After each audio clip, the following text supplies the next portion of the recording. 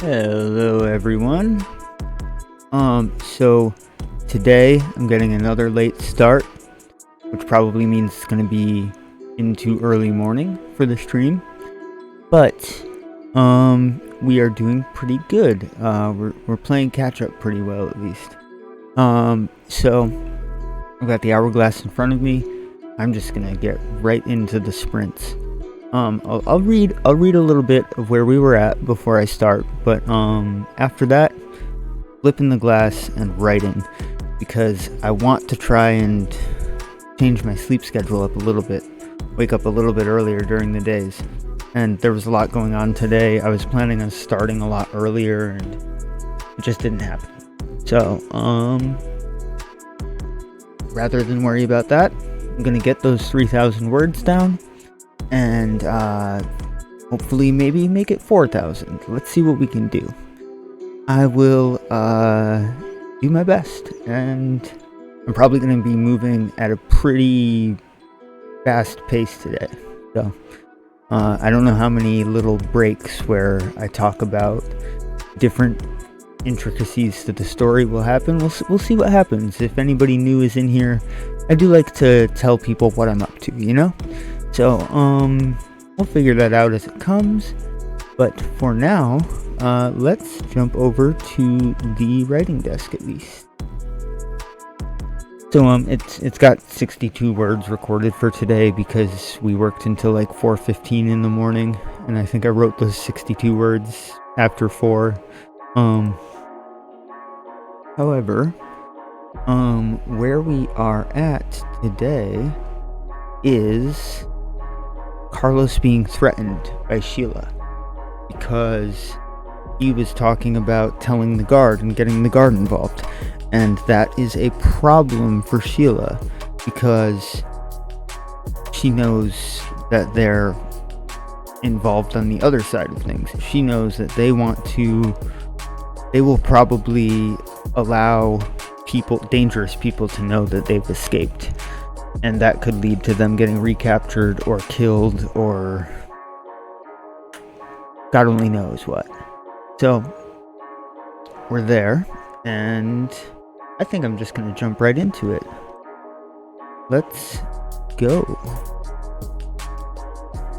Well, I've never been a great liar, but here goes nothing. This is Carlos thinking. Okay, Carlos said. I understand. I'm sorry. It was just a suggestion. The woman's eyes narrowed as she attempted to get a read on him. He gulped, worried he'd been found out.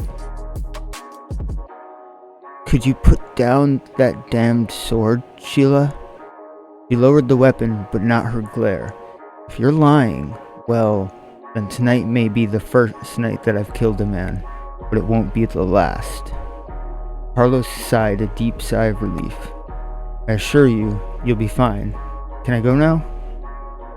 Sheila, not breaking her glare for a moment, gave a curt nod. I'll check in as soon as I can, Carlos said, more to the room than to anyone in particular. For some reason, he couldn't bring himself to break eye contact with Sheila until he needed to turn to step down the stairs, which led to the alley below. Right. So, that's pretty nice. I like that. Oh, and we even jumped further forward. This seems like a decent break. Maybe we need like a sentence in here. It wasn't until he reached a main road that the tight something anxiety something left him. I need to describe that better, but for now I think that's a good transition sort of a sentence. We can move forward from there any way we like. But by the time Carlos had reached guard post 19, it was nearly midnight. He was shivering, and he wasn't sure if it was the cold, the events of the night, or the threat he'd received from Sheila, the woman he'd been sent to find from his guard post only hours ago. He knew the captain to be a bit of a night owl, relatively insomniac. I don't know if that's a word, insomniac. Let me look it up really quick. Insomniac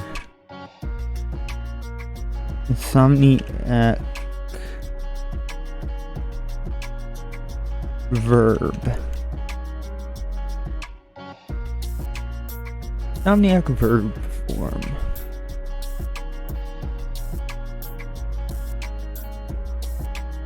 Insomniatic.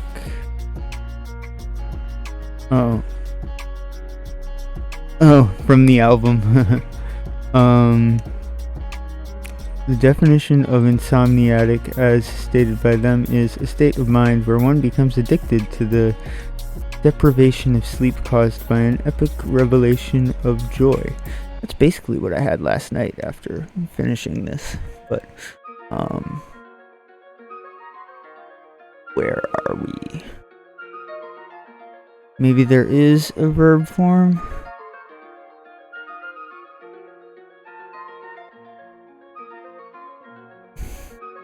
Doesn't seem like there's a verb form. That's surprising to me. Advertisements. Okay. I'm going to use insomniatic for now. Hey, Google considers it a word. Maybe it's become a word. Hold on. One more search. Insomniatic is the third studio album by Ali and AJ. Interesting. There's also, I think, a song called Insomniatic Milk or something.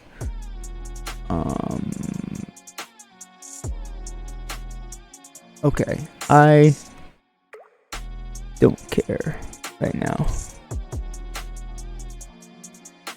We've got it underlined for editing. I'm not here to edit, I'm here to write right now. So, we've got him showing up at guard post 19. Sorry, that probably sounded awful in the microphone.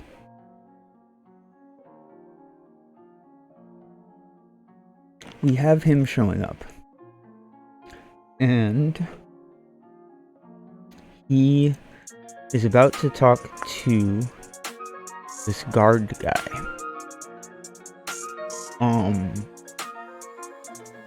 This guard is going to make some major issues for him, so we will. What I'm going to do, I'm going to look at the outline really quick, just one more time.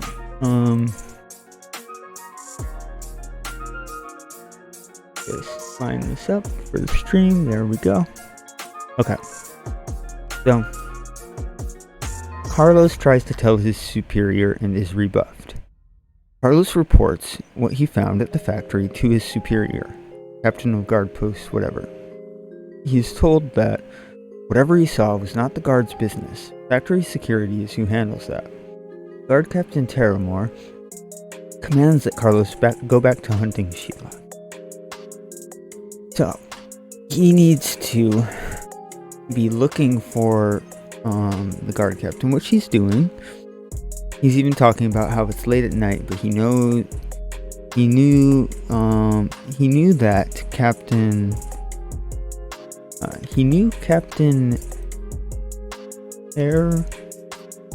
how did I spell this? Terramore. Captain Terramore. He knew Captain Terramore to be a bit of a night owl, relatively insomniatic, whatever.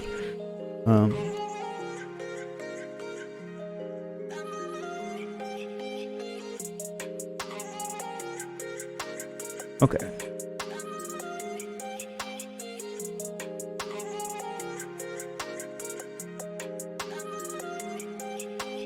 I'm gonna change this to Carlos. Carlos knew Captain Terramore to be relatively insomniac, and,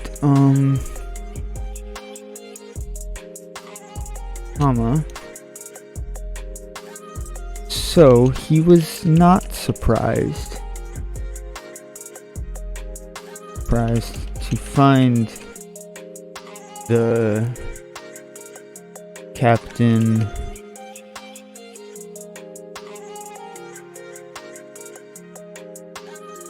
in his office when he arrived.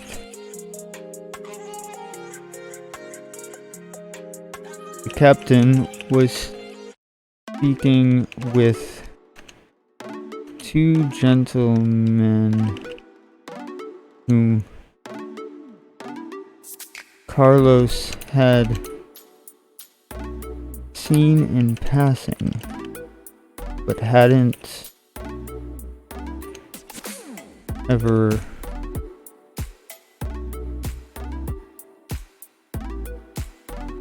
spoken to. They were from, I forget what I called it, post, okay, let's say post 3. Nah, let's go with post 4. I don't know why it matters so much, but post 4. 4 seems like a, I don't know. What I'm trying to get across here is that they're from the Noble District. So it's going to be one of the, like, post 1 would probably be in the Noble District, or like even in the near the governmental offices, like where the council stays. Post 4 is like somewhere close to there. Just a little thing. The captain was speaking with two gentlemen whom Carlos had seen in passing, but hadn't ever spoken to. They were from post 4, if he remembered correctly.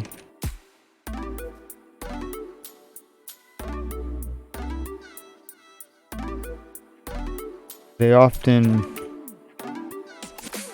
stopped by when the noblemen in their nobles in their district took issue with goings on in the factory district.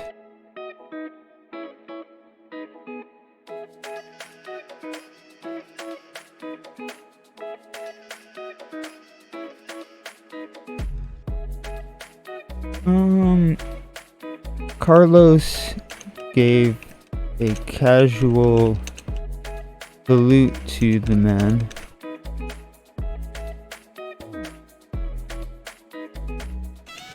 who technically were ranked lower than him, but one wouldn't know it from the virtual absence of response they gave to his greeting. That should be decent enough to make them seem like a little suspicious or important. These two are going to be the exact people who attempt to assassinate Carlos. So I don't know if he's going to recognize it or not yet, but I wanted to throw them in here, whether it becomes a thing that he knows happened or not. They often stopped by when the nobles in their district took issue with goings on. I don't know why that's wrong, but okay.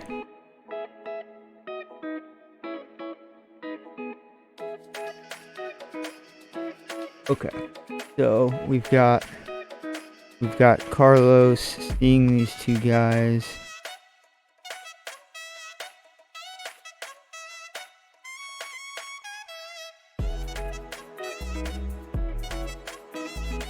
Upon seeing Carlos,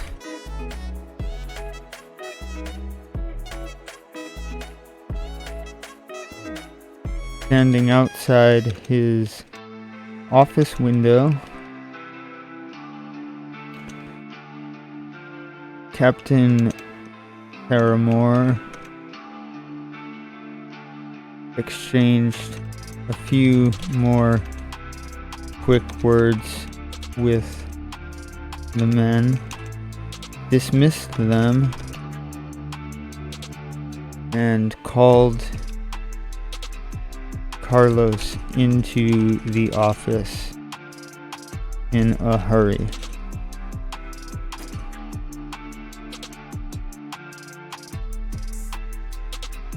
You know, I don't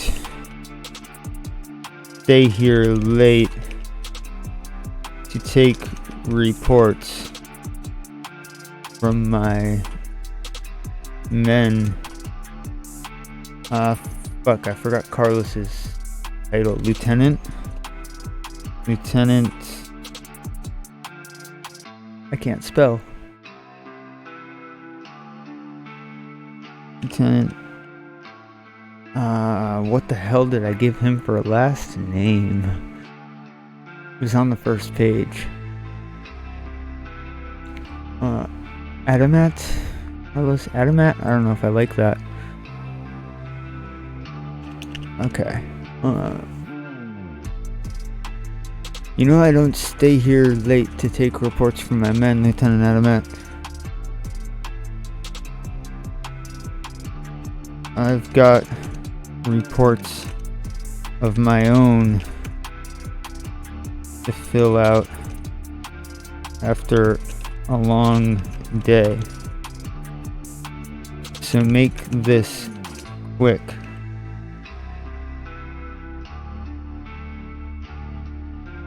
How close are you to finding that servant girl? You know how impatient Lord whatever can be. Alright. I think at this point I can flip the hourglass and start sprinting. I think that's what I'm going to do. Yeah. So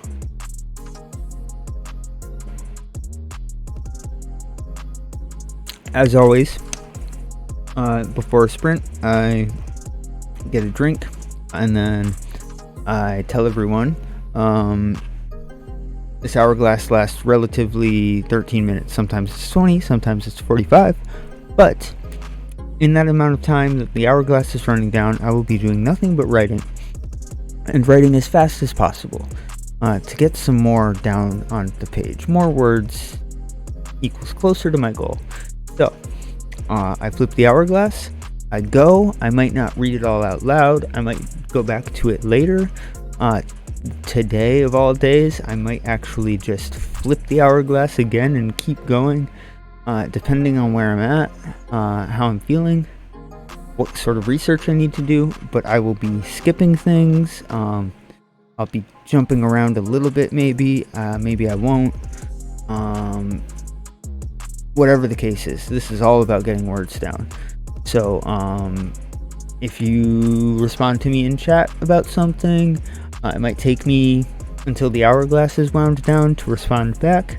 I apologize for that. I try and answer when I can, but I'm also avoiding distractions as much as possible when this thing is going. So that's the idea. and I'm going to start the sprint as soon as I finish this drink here.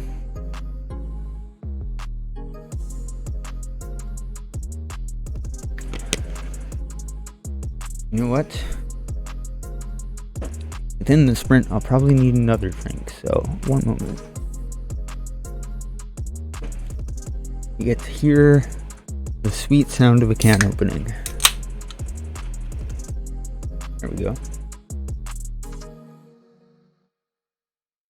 Alright.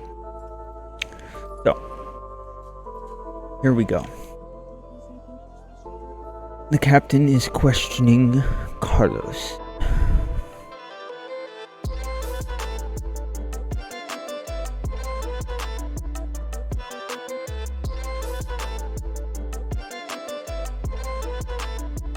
Yes, Captain. I feel I'm relatively close.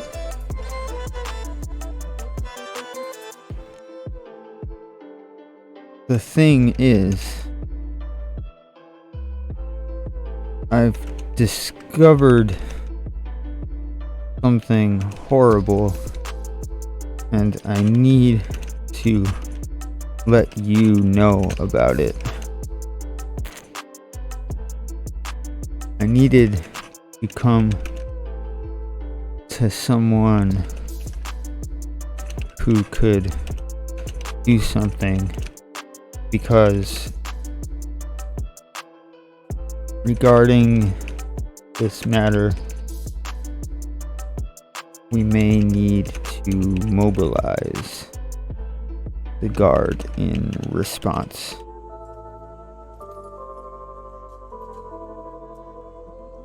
I'm gonna keep moving forward, but I don't like that. Oh shit.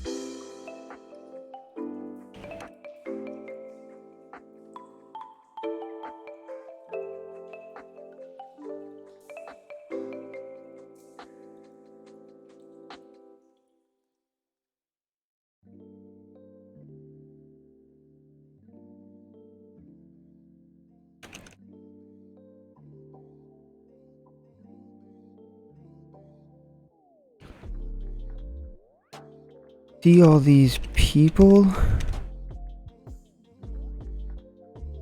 They're numbered rather than named.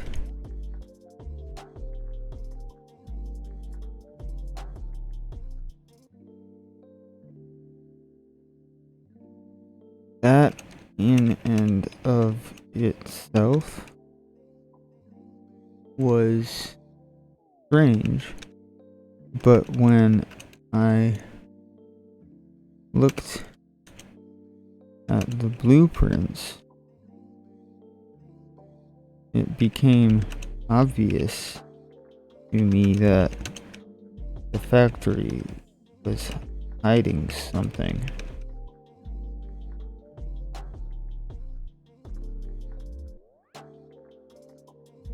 So I went digging and the guard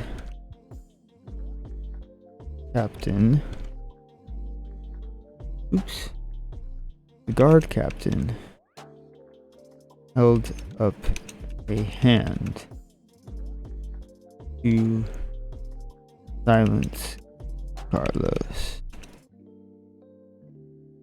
Stop right there, Lieutenant.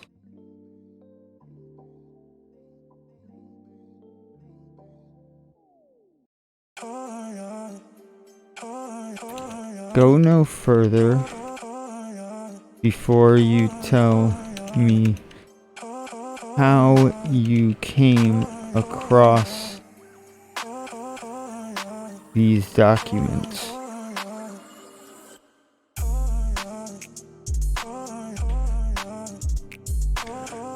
So this guy knows what's going on to some extent. He knows that there is stuff happening at these factories that the public should not be aware of, according to the nobles.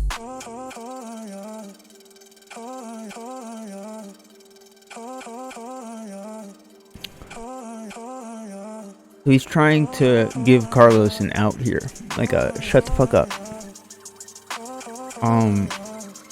Go no further before you tell me how you came across these documents. If we can't prove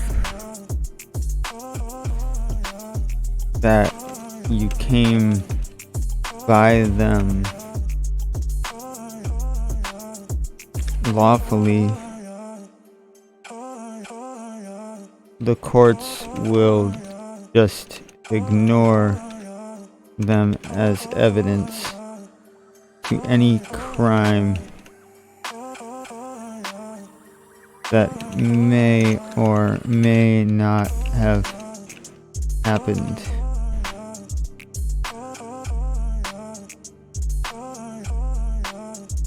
Do you understand?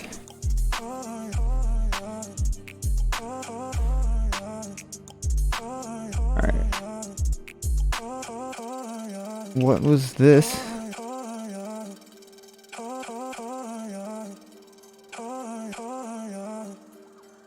It was rarely an issue to the guard how they came by evidence for crimes.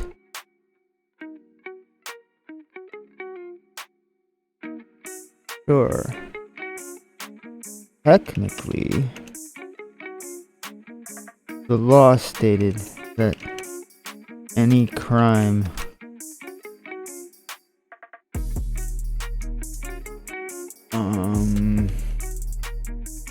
what was this? It was rarely an issue to the guard how they came by evidence for crimes. Sure, technically, the law stated that any crime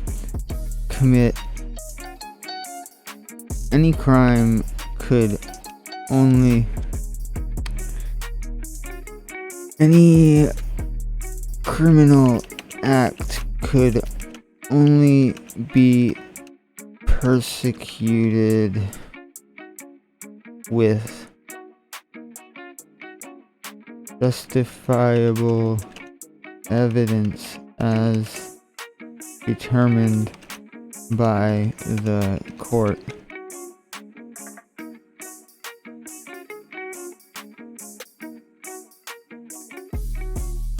That was a mess of bureaucracy which rarely mattered when it came to putting away wrongdoers in Carlos's experience. Here's how we get into the corruption that's so ingrained that they don't even realize it's going on. Some people don't even realize that it's going on, like Carlos. He's used to just, you broke the law, I saw you do it, I'm putting you away. Like, no need to prove anything. So he's stunned by this, and I have to portray that. That seems good enough for now, for the first draft. Okay, so,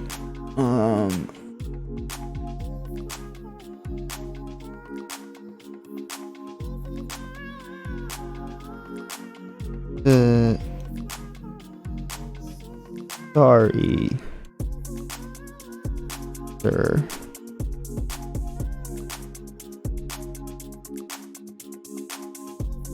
But I thought you'd... Wait. But they're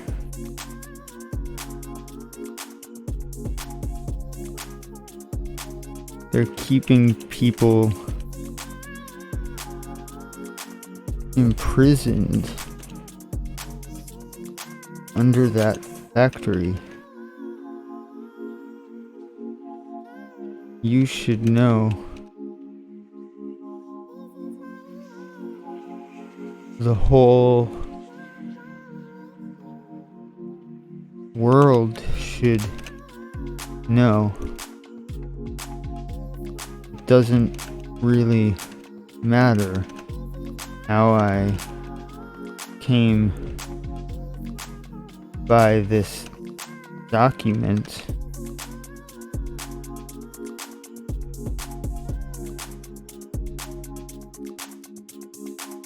All we need to do is bring the guard down to inspect the place, and you can see for yourself. Bring the guard down to inspect the place. We do it all the time.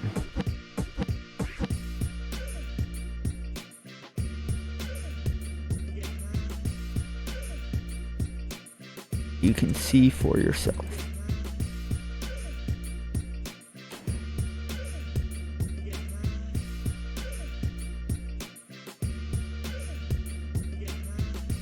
The guard captain, I'm gonna go with Captain Terramore. Captain Terramore shook his head.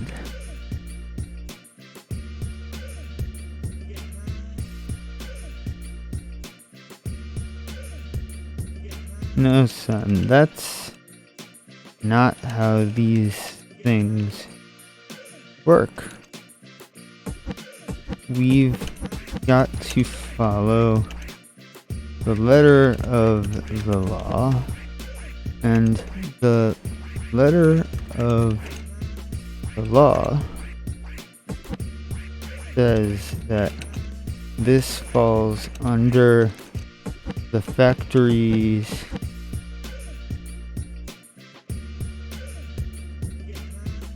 security.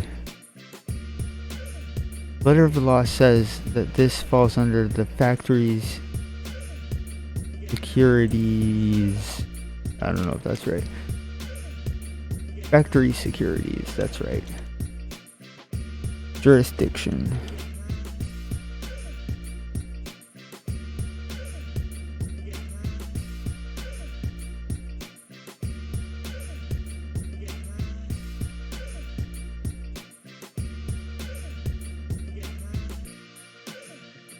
The letter of the law? Since when have we needed the letter of the law to take down a criminal element?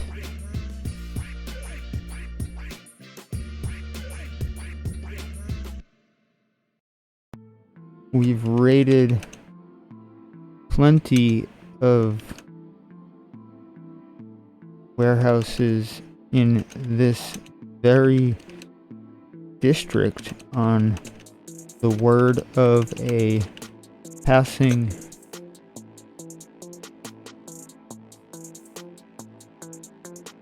comment overheard in the tavern.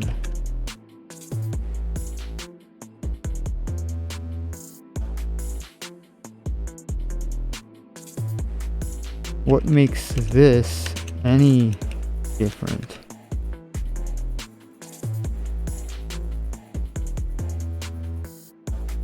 You haven't even heard the atrocities they are committing down there.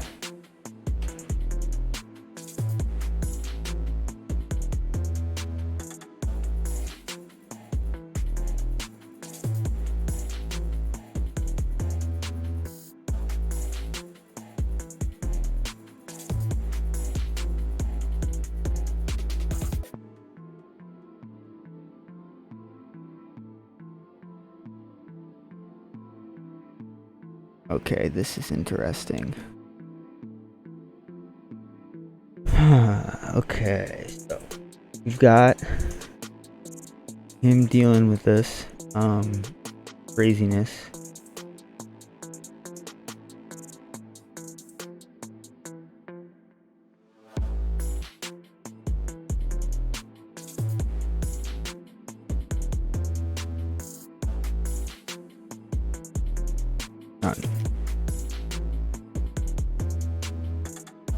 You need to calm down.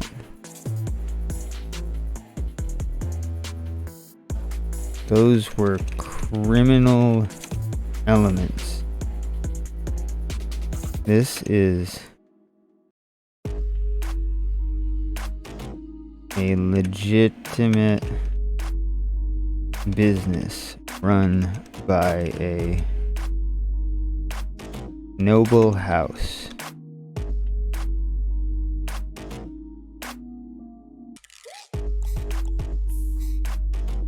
These things fall under the jurisdiction of the noble house.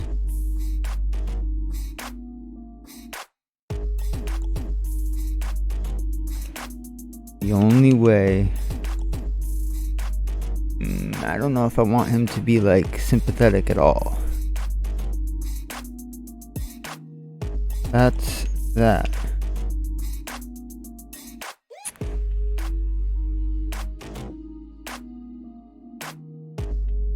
Carlos waved the papers he'd taken from the factory angrily.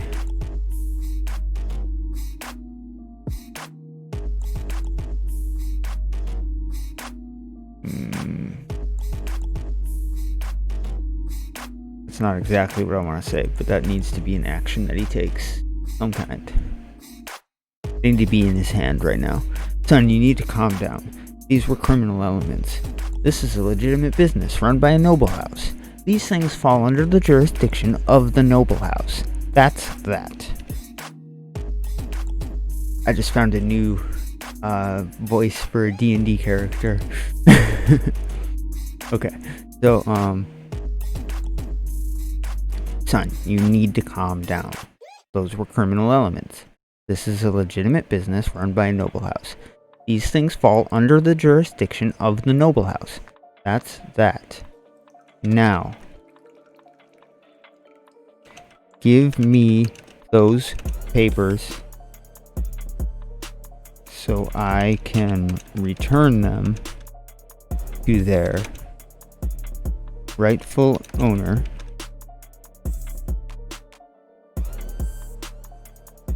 And we can pretend this never happened.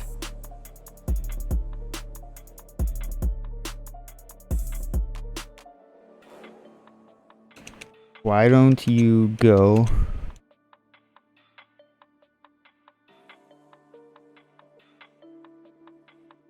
rest for the night and get back out there? I love this guy's new voice. Holy crap. Okay. Why don't you go rest for the night, get back out there, find me this missing person. Jeez. Hold on. Why don't you forget about all this?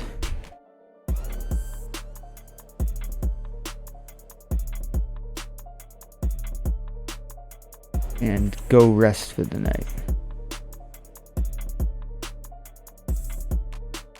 I need you back out there to find me this missing person. In the morning. He's extremely important to Lord whatever. Think of his Gemini.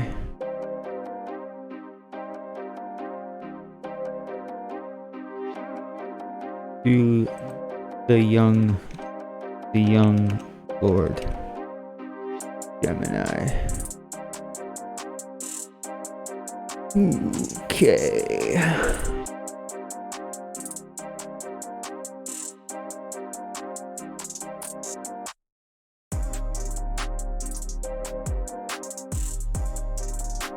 Looking good. We're already at 700 words. We're only halfway through the sprint.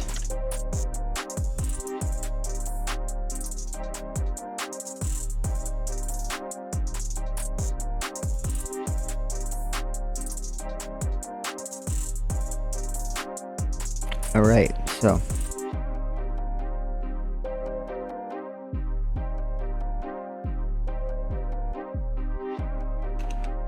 Carlos stared at the guard captain, dumbfounded.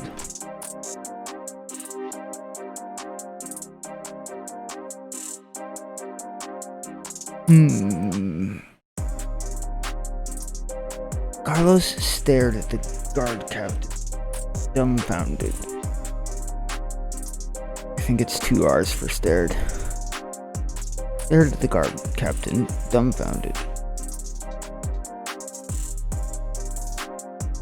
Was he losing his mind?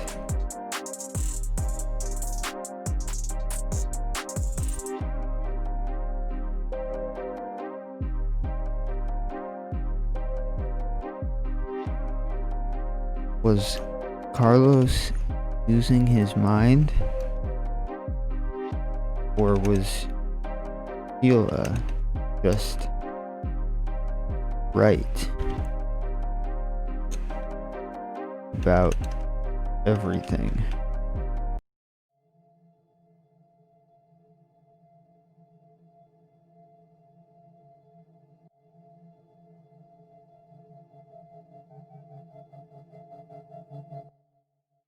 Paranoia washed over Carlos. in a wave. Washed over Carlos like a tidal wave.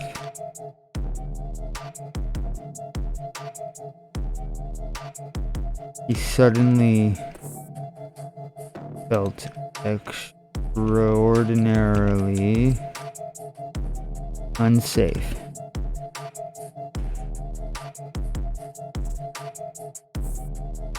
I'll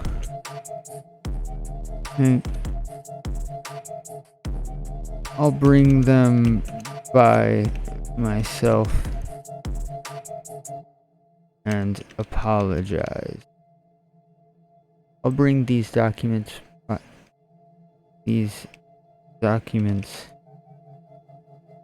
by myself and apologize.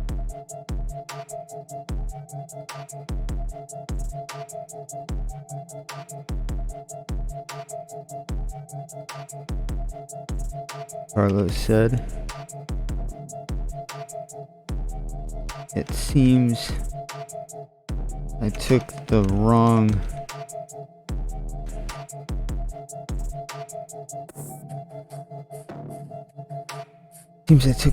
forms. I thought they were the deed for the new horse I'd been saving up for.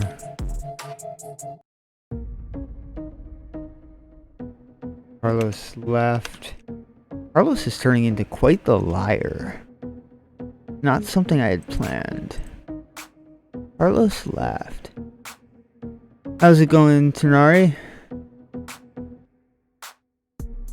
I thought they were the deed for the new horse I've been saving up for. Carlos laughed nervously.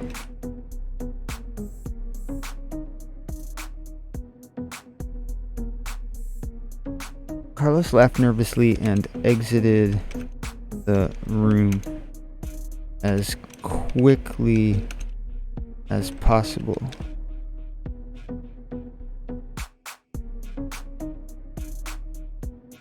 The two men who'd been in Watch Captain Paramore's office earlier eyed him suspiciously as he left.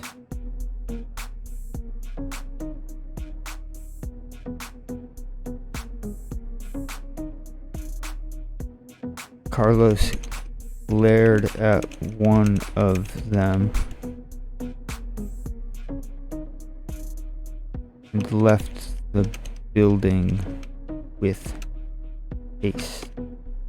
Okay, so he's freaking out because the guard captain seems fishy as fuck, and he is.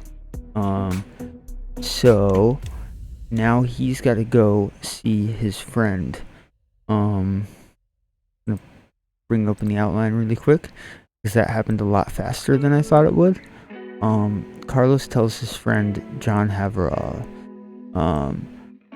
Carlos meets John at a cafe. So this is gonna happen in the morning. Interesting.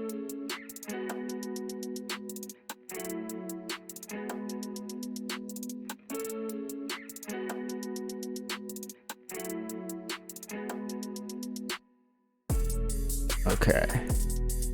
So, interesting. I've managed to explain the magic system earlier than I thought I would. I originally developed this outline with Carlos as the only viewpoint character, and it's shifted since, and Sheila's become a viewpoint character. So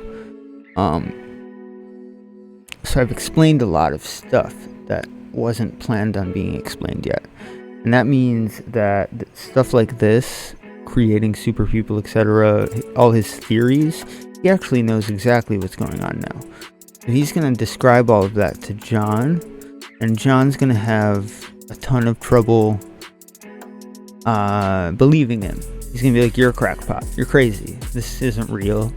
Where are you learning this stuff from? You're a conspiracy theorist."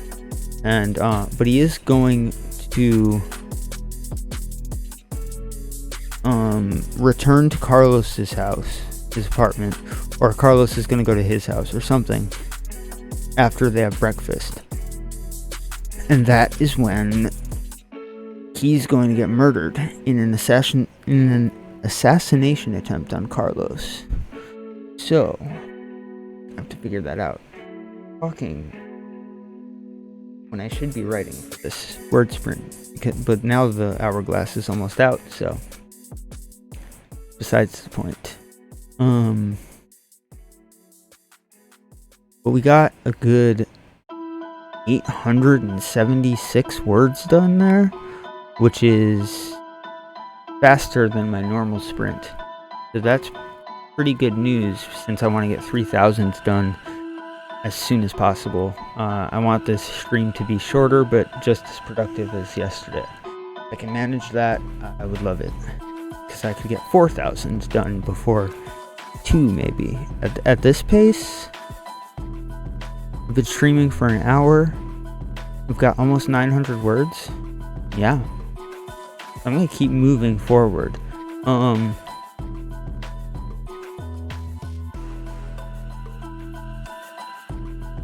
We've got Carlos leaving the building with haste, being scared for his life. Okay, so what he's gonna do... Let me see if this is a good chapter end. Yeah, it definitely is. Okay.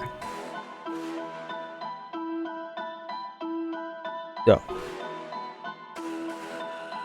we are going to put a page break in. We're going to start the chapter right off in Carlos's perspective again. And we are going to make it morning. It's going to be morning. Carlos is going to have already sent word to this John guy to meet him. We'll describe all that. We'll go into him meeting at the cafe. All that jazz. So we've got Carlos didn't sleep well that night. He woke about every hour in a cold sweat.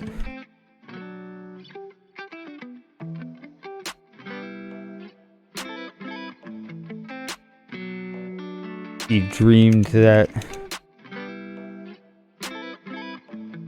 the watch captain was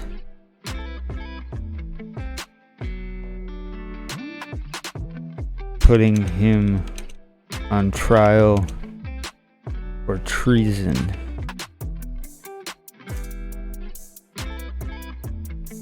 That Sheila was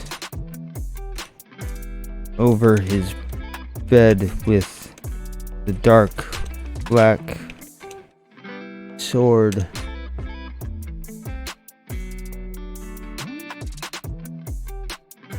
Saying, "I told you so."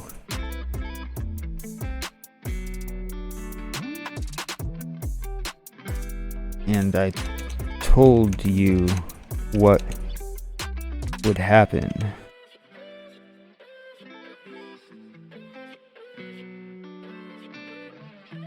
For striking him down. Something like that. Something like that. Well, that's not perfect, but it's something. Okay. So, okay, this is a good beginning. Actually, one more thing I want to add before I before I move into another sprint.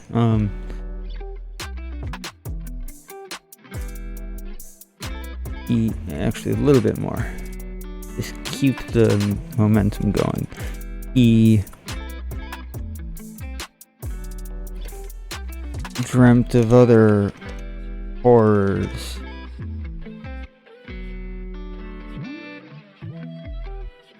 Cloaked men and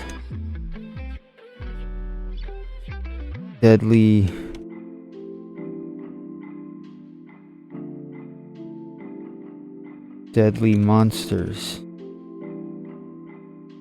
like the warden.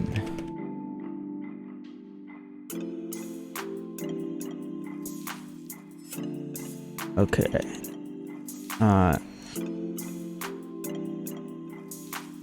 He'd sent word to his friend John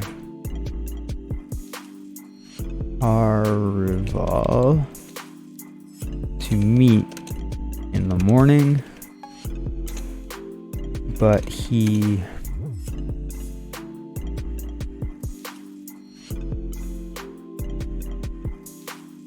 didn't receive a response until a messenger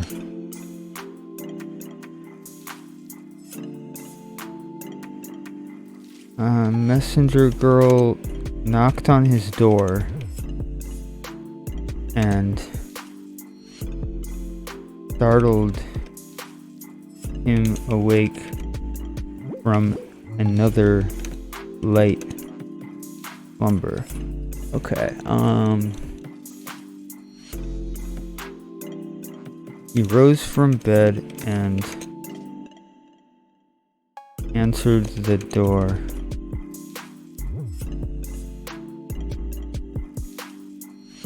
He took the note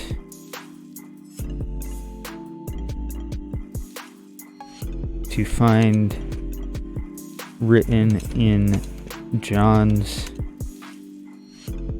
floppy handwriting.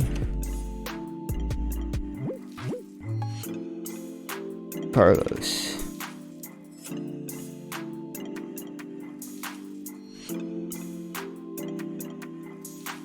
Breakfast at the baker's.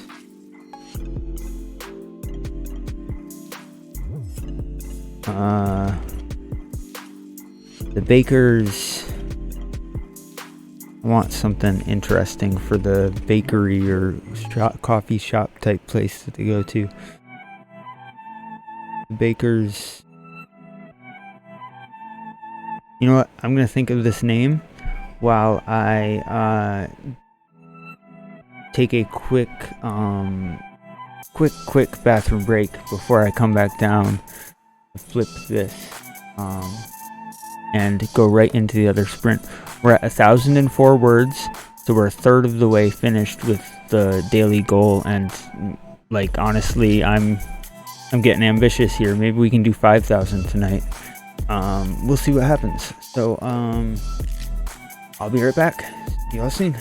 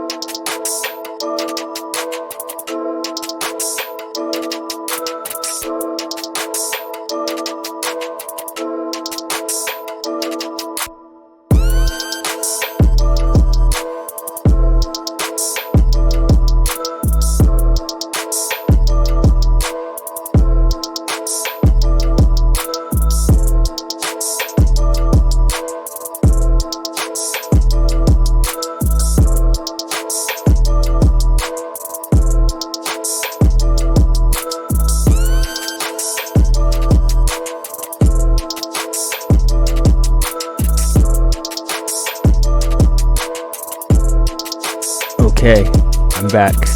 Apologies about that. Alright, so right back into another sprint.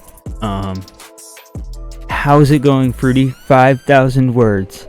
That sounds epic. I hope I can do it. At least gonna get 3,000 tonight. Guaranteeing that. So, let's move forward. Let me get my...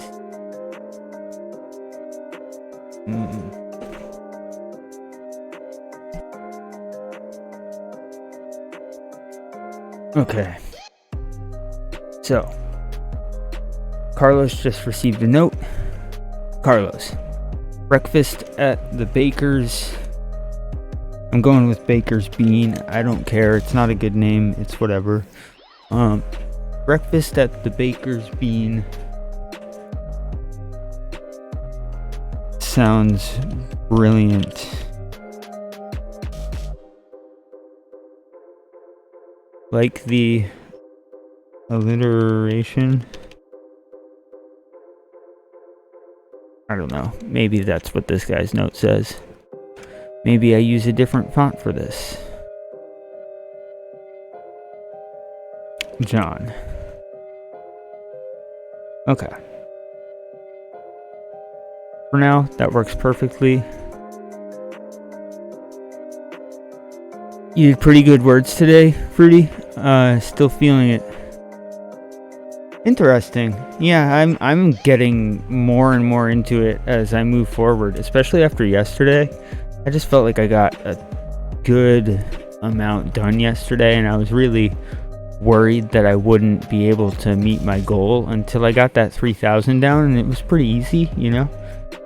Figuring that out, I can already see that it's made me a little bit faster, just because of motivation. I'm working on it. I'm trying to catch up like crazy. We'll see what happens. Still, I gotta keep this momentum up, like 100%. So yeah, Carlos just told his superior, I don't know if you were here, he told his superior, the watch captain, about everything that happened, and the guy was basically like, hey, that's not in our jurisdiction, and if you know what's good for you, you'll give me those papers, and go do what I told you to do. And Carlos kind of told him to fuck off very subtly and left. And so now he's going to meet with his friend John. And his friend John is not going to have a good day. Let's put it that way. So we will start right there. I am going to flip this again and see if we can get another 1,000-word sprint in. That was crazy. I normally get like 500 or 600 words done in a sprint, but that one was 1,000. So, make it happen again. Let's see if I can. Okay.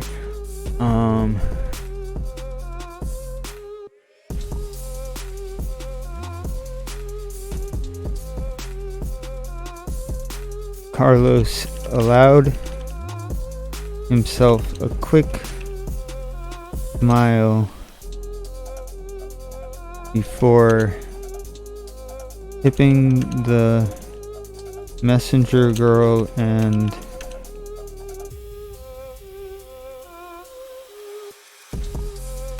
gathering his things.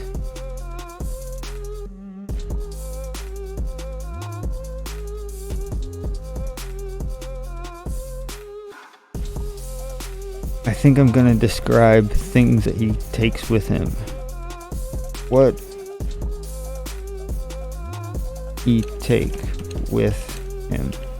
Because everything he takes with him here is going to be everything that he has for the rest of the story, other than what he can pick up along the way.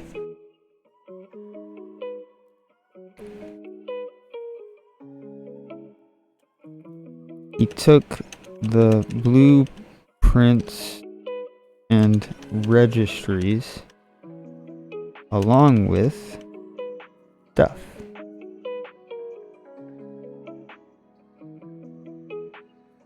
Oops.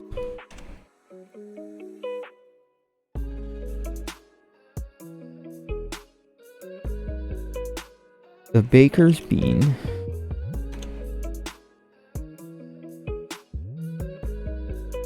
wasn't far from Carlos's apartment? I don't know if apartments are even a thing here. Yeah, I think he has an apartment.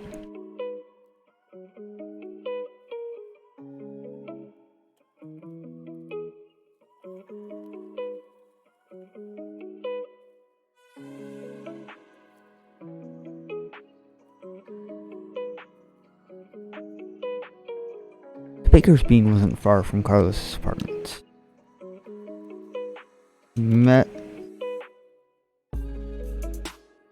He arrived there without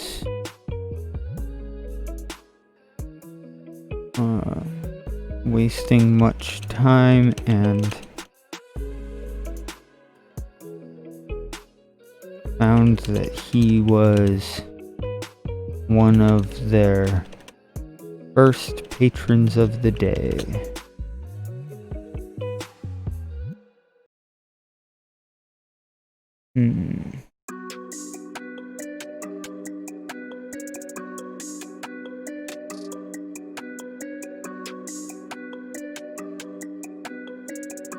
It might be a moment before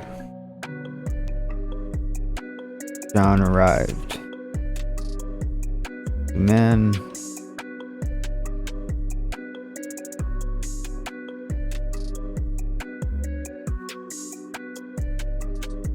The man was tardy for nearly everything since his retirement from the guard. And Carlos couldn't really blame him for that.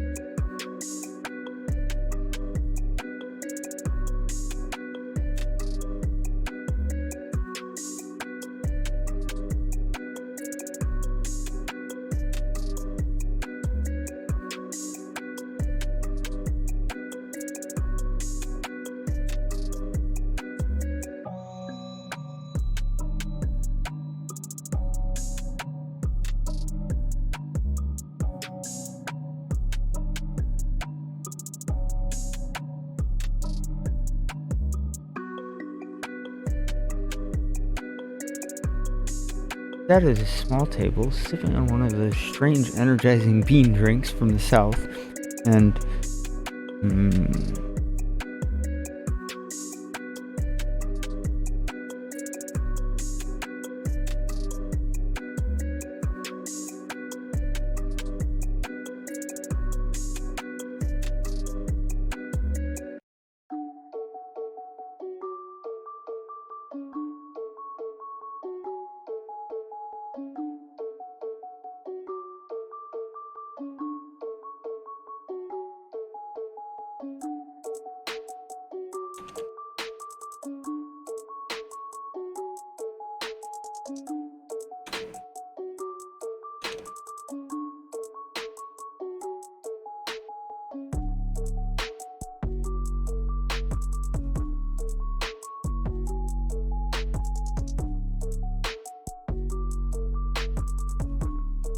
come to think I'm a lunatic. I look like a damned lunatic.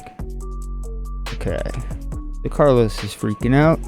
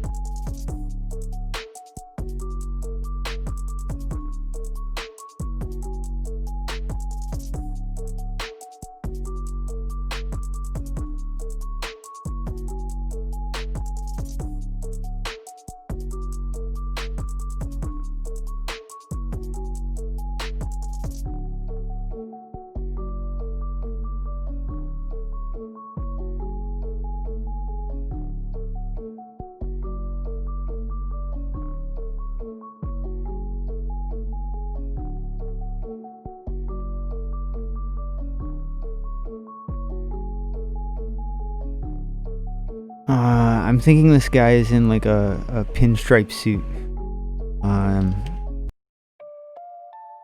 Pinstripe suit with a bowler cap. One of those guys. Dressed in a standard pinstripe suit with a bowler cap.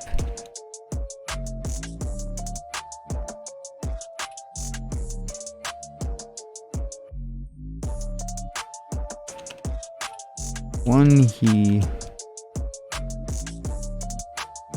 wore on special occasions.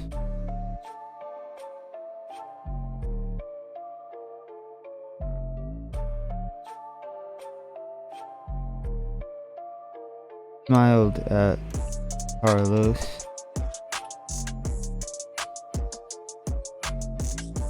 Gave a nod to the waiter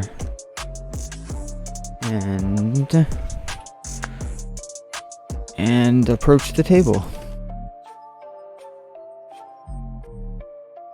Cool beans. Cool baker's beans, which are brilliant. Okay, gotta give voice to this new character. He smiled at Carlos, gave a nod to the waiter, and approached the table.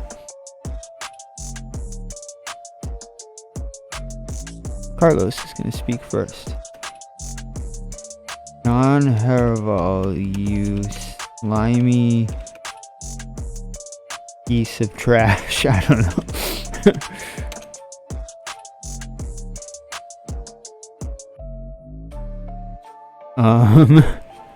I don't know if that's how he would respond to him.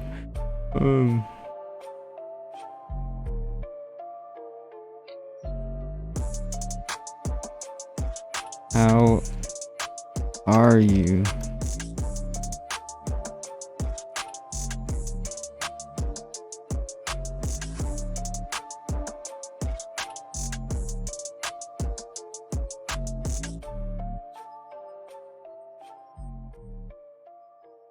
I'm keeping it. I'm just gonna continue, see what comes out.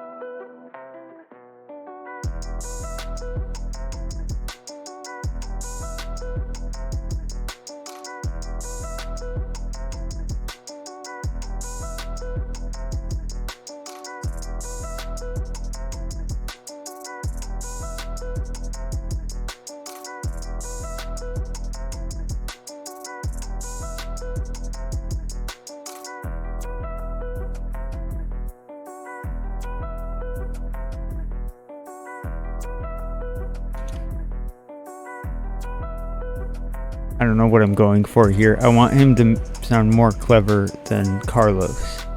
And I don't think that's the way to do it, but it's there. That'll just take thought in editing to make good. Carlos Adamat, you bootlicking butler to the poorest of men.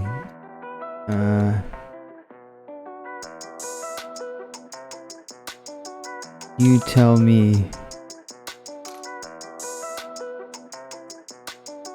who's buying breakfast.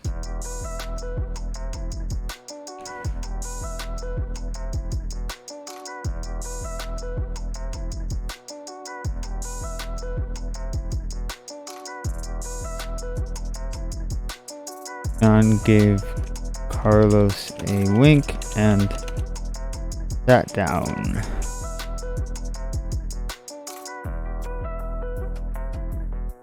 You always were better at that.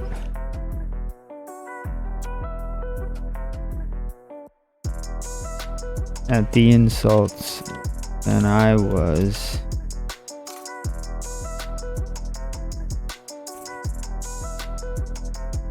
What was it you called me back when we both ran Back when we shared shifts at post 9. Let's go with post 9.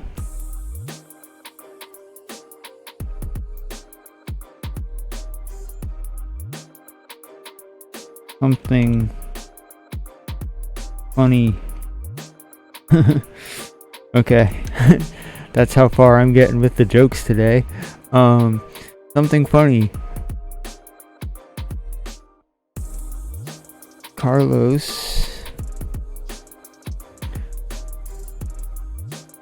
smiled.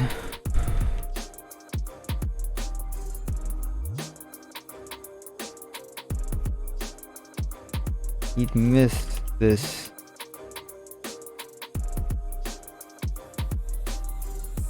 something.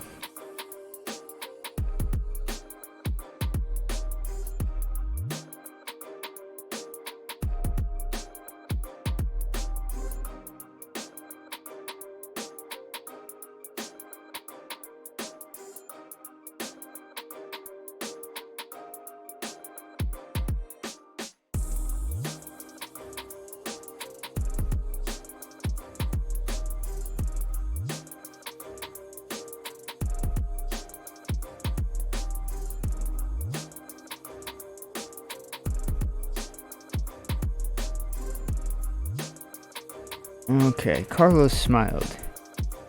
He'd missed this guy, and there's more to that. It was a shame that he was one of the only people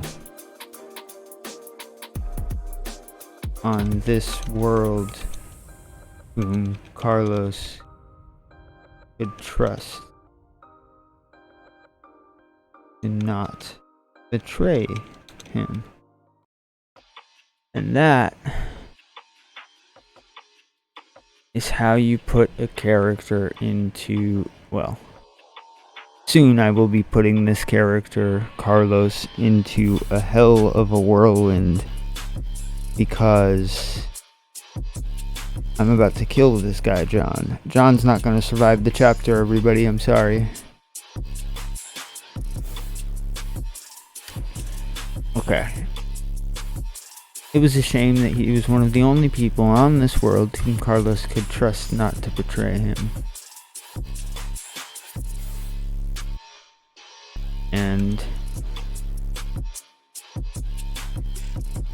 And that, and because of that fact, he was the only person who Carlos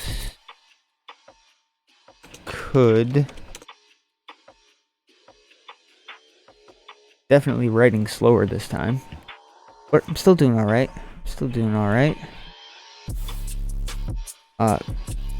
Because of that fact, he was the only person who Carlos could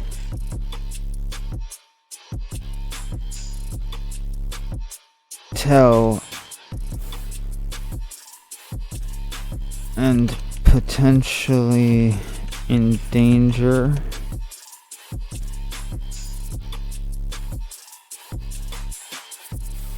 I don't know if I want Carlos to be as aware that he's endangering someone right now as he is, so that might change.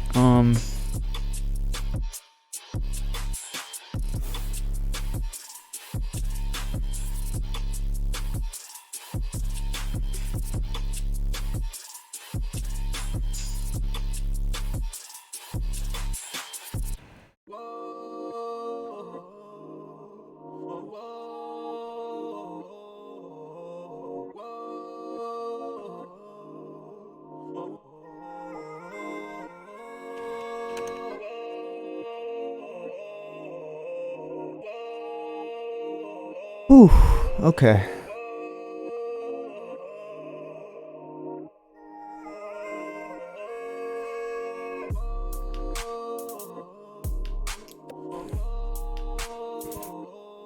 John, Carlos spoke in a near whisper.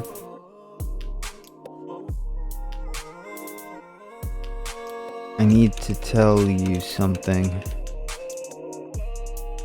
and I can't assure that once you hear it,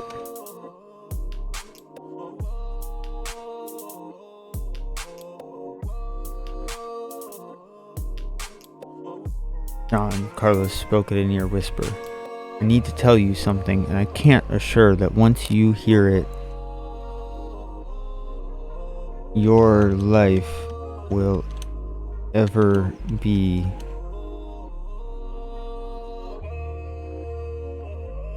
the same?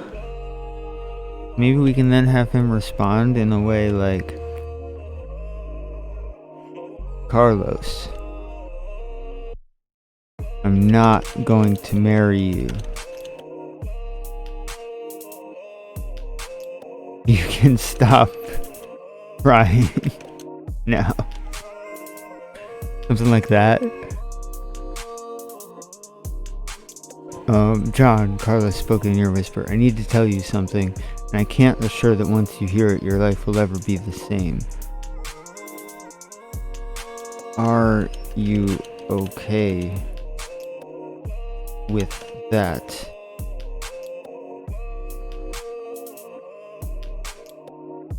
Carlos, I'm not going to marry you. You can stop trying now.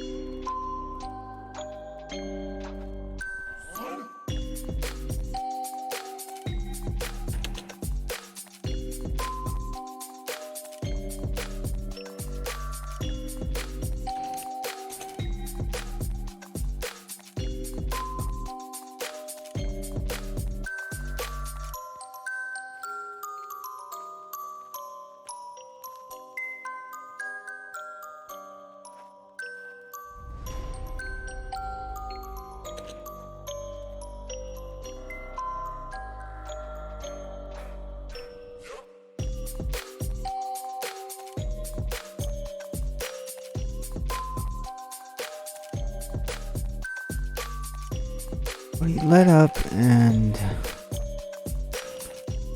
let out a sigh.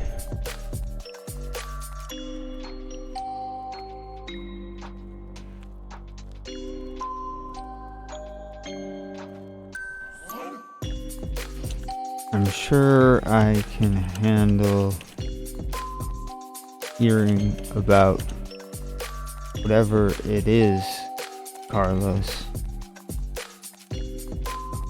I'm just not sure why it's me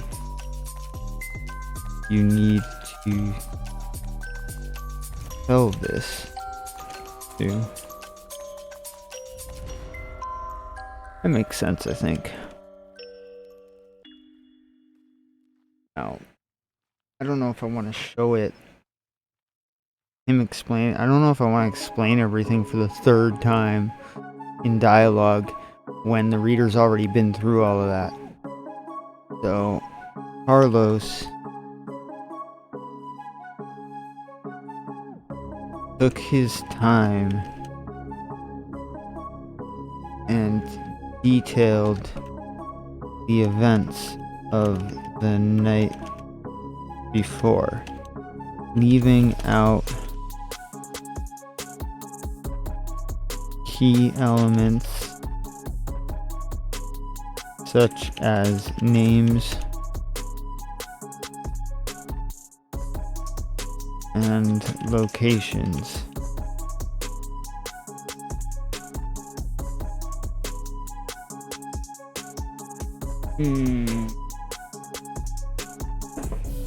Okay. Now where do I go from here? I know that this guy needs to... He needs to not believe him.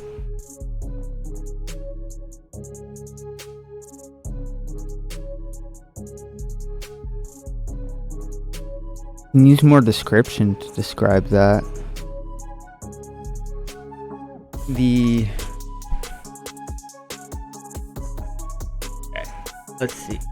Let's see. Sorry, I'm not talking directly into the microphone. It's probably not working very well that way. Okay. Carlos took his time and detailed the events of the night before, leaving out key elements such as names and locations. He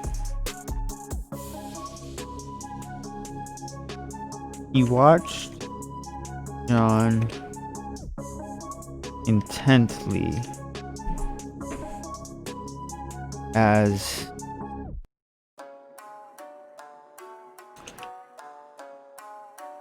he explained in detail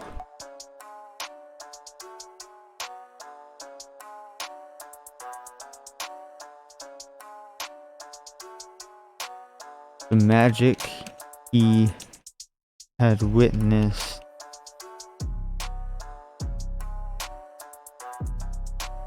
and the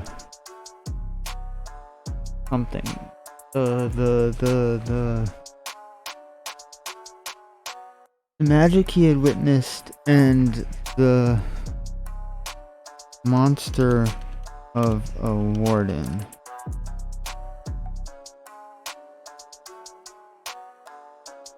Monster of a prison warden.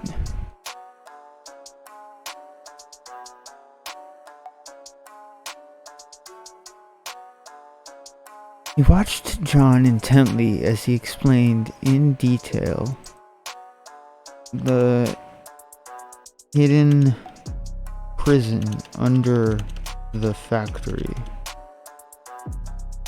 the strange material which Sheila had called plastic,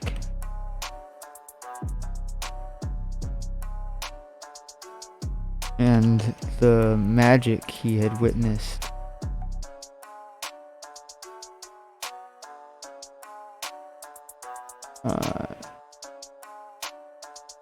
The magic he had witnessed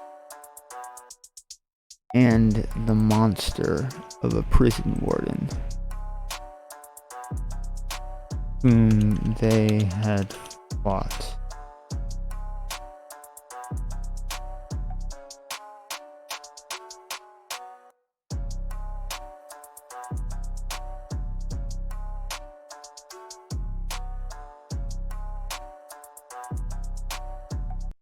To his credit,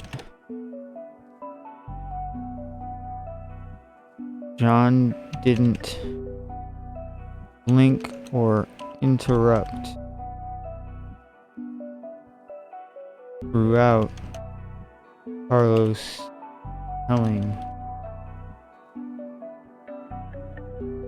throughout Carlos's retelling of the events of the night prior.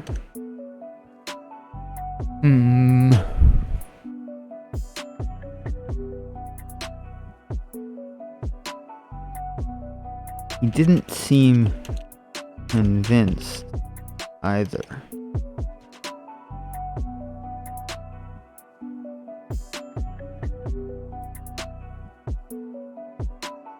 I appreciate the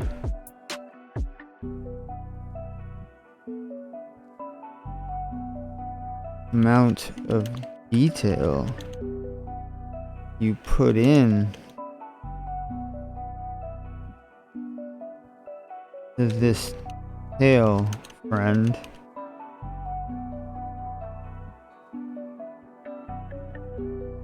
But honestly, magic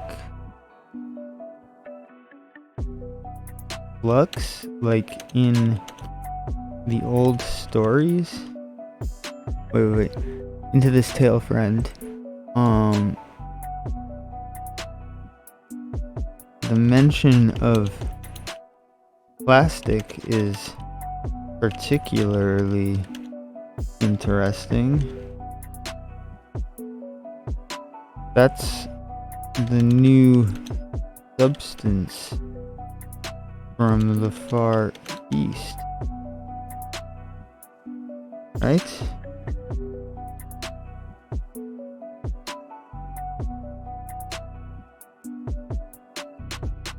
But honestly, magic? Flux? Like in the old stories? It's a bit outrageous if you're trying for a prank or something.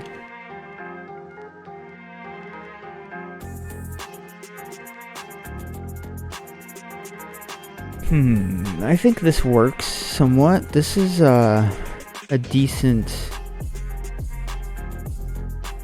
place for him to be in. He's gonna need to be sympathetic. So magic, flux, like in the old stories, it's a bit outrageous if you're trying for a prank or something.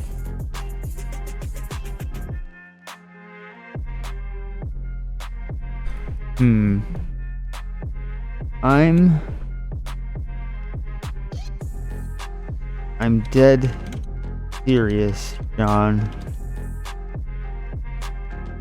I'm dead serious, John. This isn't a joke. I know how unbelievable parts are. But the thing is,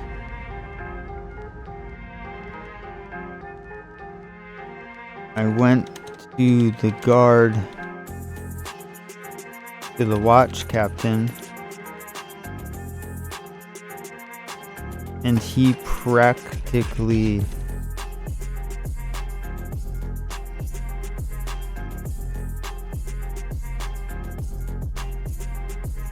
turned these away after seeing them.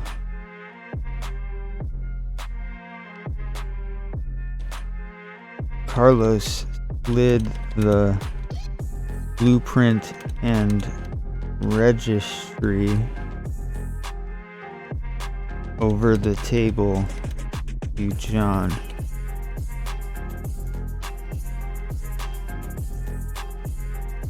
Who flipped the papers open and read through them carefully. Okay, so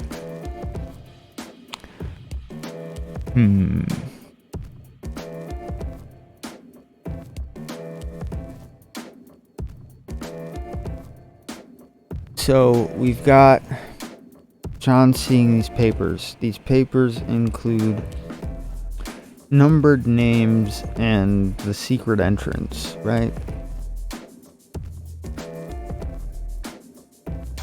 So, the hourglass is out, so the sprint is over, which is this is a very good spot for it to stop at. I need to think for a second about this. John's got very little evidence to go on, but he knows Carlos. He's known Carlos for a long time, and I think he would trust his friend, who is claiming that he witnessed these things with his own eyes. So with that little bit of evidence, he's going to be still skeptical, but he's going to trust Carlos enough to recommend that he's going to trust Carlos enough about the fact that the guard is like turning on him And that's going to get him to bring Carlos to his home for safety. And that's when there's going to be an attack. And he's gonna die. And I don't know if I can write that tonight, if I'm being honest. So I might just write past it. Like skip it and write it later. Carlos slid the blueprint and registry over the table to John, who flipped the papers open and read through them carefully.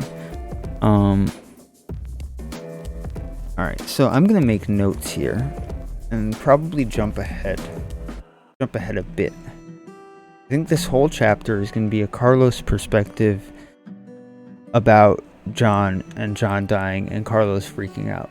And then we're probably gonna jump over to a Sheila perspective for some suspense. We'll put a Sheila chapter in about them discovering their capabilities with Flux and stuff. And then we'll jump back to Carlos in the chapter following, and he'll be flipping out. So yeah, okay. Let me make these notes. Let's see here. We have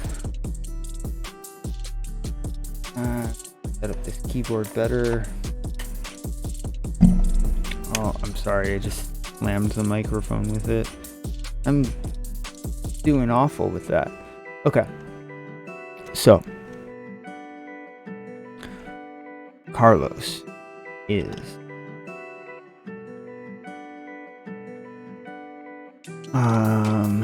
notes.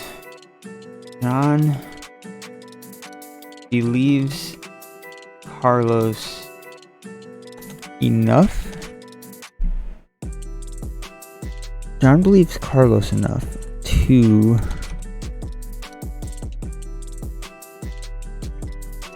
about the guard turning on him to invite him to hide out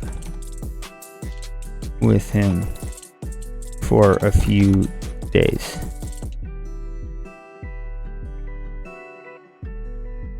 Carlos and John return to John's apartment,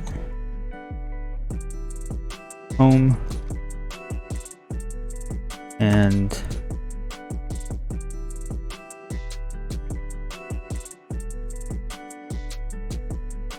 are followed by the two men from post 4.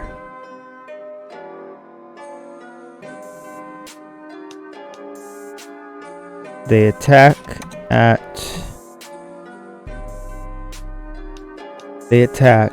killing John, but Carlos is able to fend the other attacker off and get away before they can catch him. That Carlos runs to find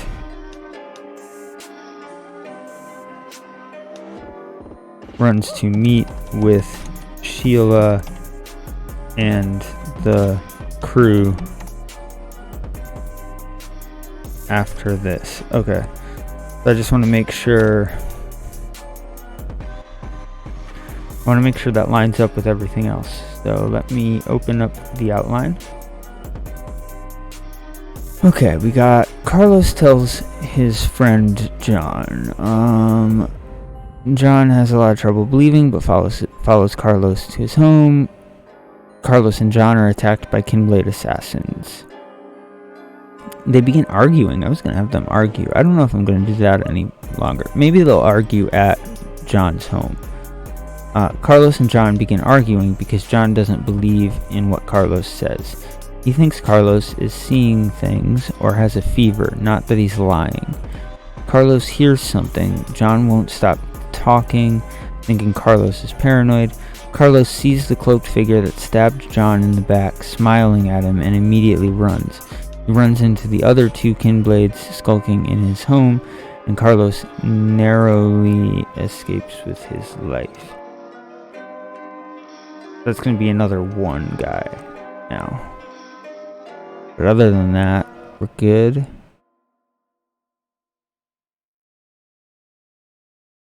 Okay. So now we need to do a Sheila chapter, which is not outlined here, but it's going to be about them. It's going to be about flux magic. Okay. So I think I can write that easy enough.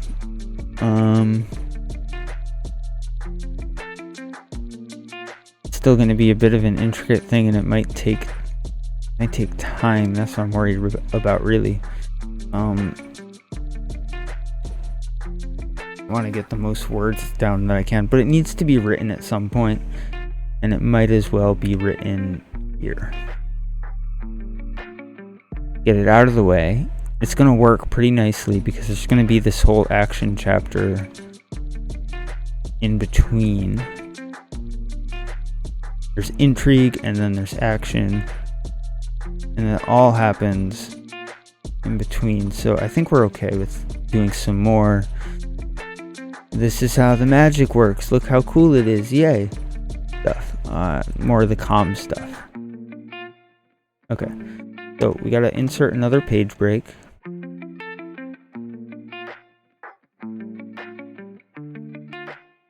We've got to make this chapter 4. I think we already had 4. It's all gonna change in editing anyway, but I like to number them just so I know where I'm at during the editing process. Oops, don't want to copy the page number.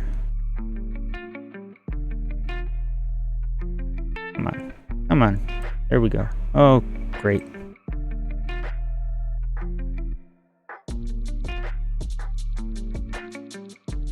What the hell did I just do? Losing my mind. Copy. Okay. Here we go. Page 35.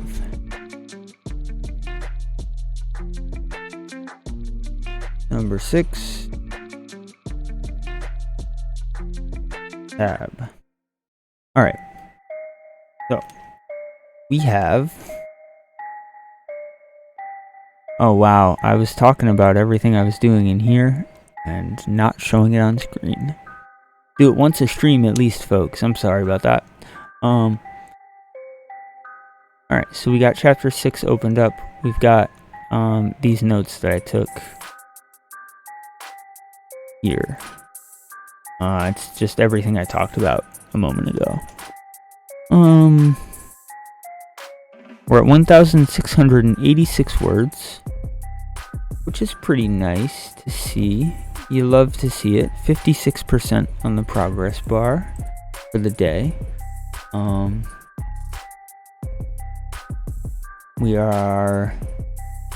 That puts us at like 14, almost 1,500 words, 15,000 words, excuse me. Which makes it, 14,700. Which means we're at like nearly a third of the way done.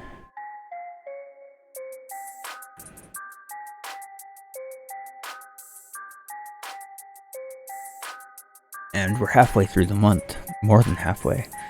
So it's still a race. We're still in a rush to finish stuff, which is kind of why I'm avoiding the stuff that's going to take a long time to write a few words, like this this death scene for John, that needs to be impactful, and I need to consider a lot of different things, but I already know where it's going to lead Carlos. Its purpose is laid out very well by the outline. I don't think there's anything more that can really happen. Like, it's gonna put Carlos in an even more down mood, but I know that already. Like, I can write for that. So, anyway, the question here is, do I want to viewpoint a different character? I'm thinking yes. I'm getting a feeling for like viewpointing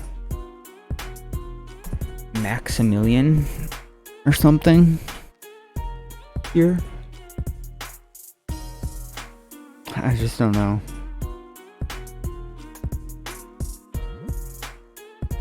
It's a big decision. I can write it though and change it later. I can write the scene and then rewrite it for Sheila's perspective if I want to. I think that's what I'm going to do.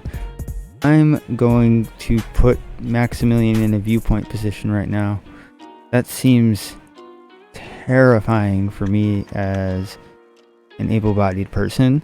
Now that I think about it, I don't want to do any sort of disservice to people who are impacted by disabilities with this, but I'm liking Maximilian as a character. I want to continue to explore him a bit. He was kind of a throw-in. He wasn't outlined at all, and I just like where his arc has, what his arc has become, you know? So, even if he never becomes a viewpoint character for the final edit, I would like to explore him a bit in a rough draft form. So yeah, again, this is a rough draft. I don't know that everything I write here is not going to be the final for it. I want to make sure that I'm not doing anything offensive to anyone, you know? Like, I don't want to write that, like, first of all, this guy is a cheery fucking fellow, you know? He's been through a shitstorm in his life before losing his legs. Losing his legs is just another thing that's happened to him, and another shitty thing. And,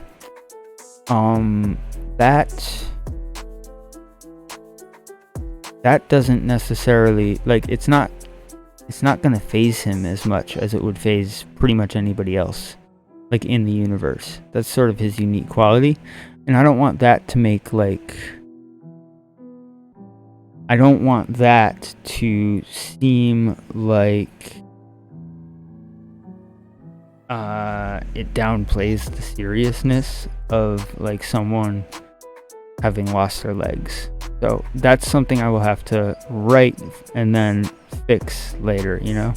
Like, because I might go very overboard at first with how lighthearted he is about things, like in his thought processes, or I might do the opposite wrong. I don't know. It's going to take work to make sure it works right.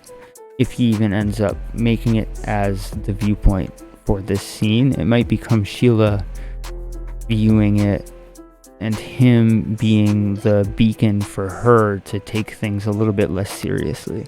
I mean, that's what he's meant to be, essentially. So it just might be interesting to throw him in as a viewpoint for a chapter or two. This is mainly a book about Sheila and Carlos.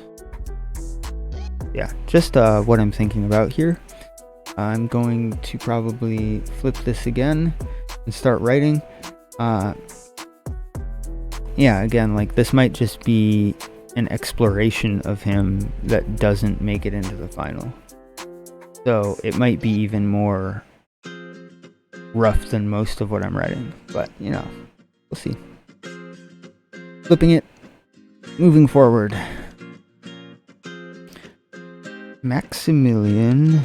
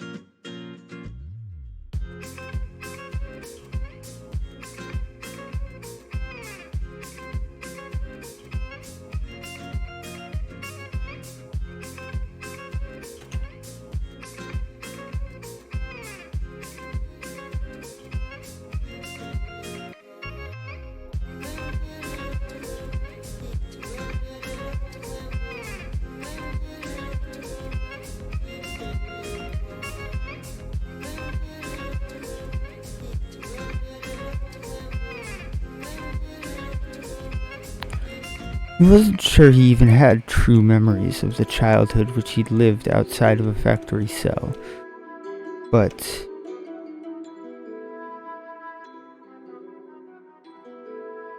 whether made up or true, those memories were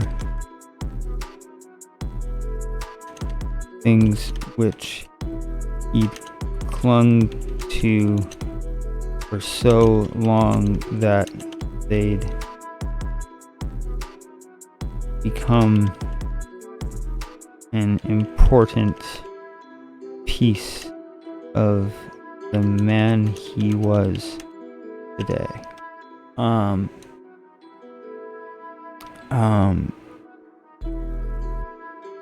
He was looking forward to making some new memories like that. So something I want to do with this guy, he's gonna have a lot of, he's a creator, right? That's what his magic does. He makes things. He changes matter into other forms of matter. He's transforming things, really.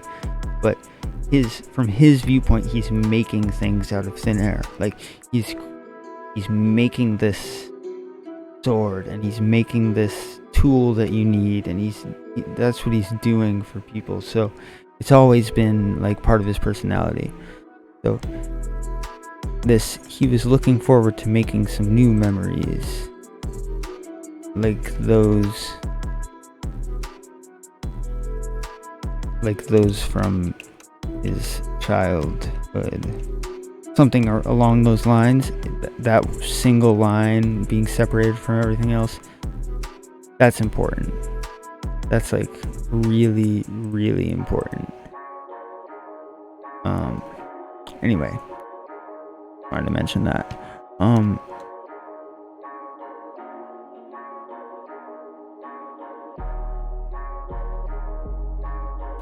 There's also this duality in him about the like he lost a big part of himself, literally his legs. but at the same time he gained this freedom that he's never had. I'm going to be relying on that heavily to describe a person whose experiences I've never actually experienced myself. So it's sort of a crutch for me, but it's a necessary one. Being who I am, and not having ever been crippled more than having like a broken foot and needing crutches for a while.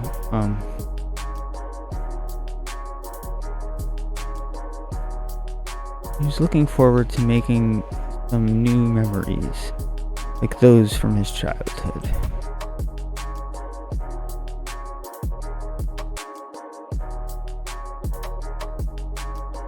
What is going on with my Word document? Okay. Besides, Andy had already offered about 300 times to carry Maximilian. Maybe this is where I can go Max. Nah, no. Everyone calls him Maximilian. I don't know. Besides, Andy had already offered about 300 times to carry Maximilian around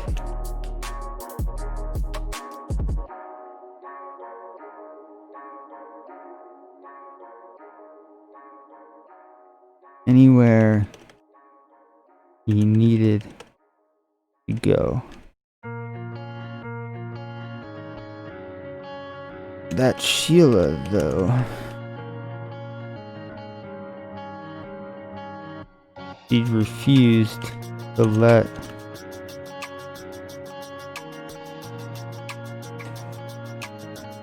him leave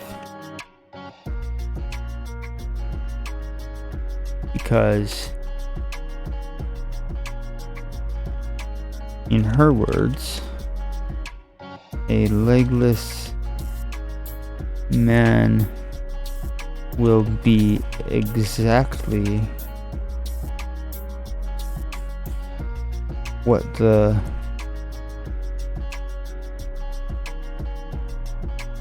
council is looking for after our escape. Okay. Besides, Andy had already offered about 300 times to carry Maximilian around anywhere he needed to go. That Sheila, though,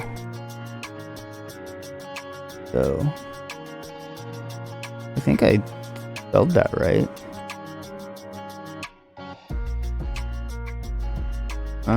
Google can't tell that I'm trying to use voice. Okay, that Sheila, though, she'd refused to let Maximilian leave because, in her words, a legless man will be exactly what the council is looking for after our escape. Okay.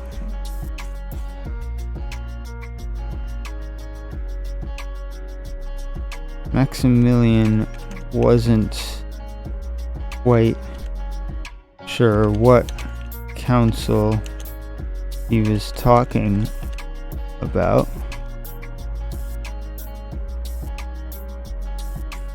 Then again, Maximilian wasn't sure of much outside of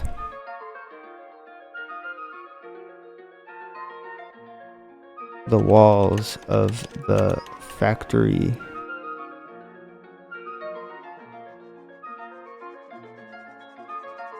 He'd been there for as long as he could remember.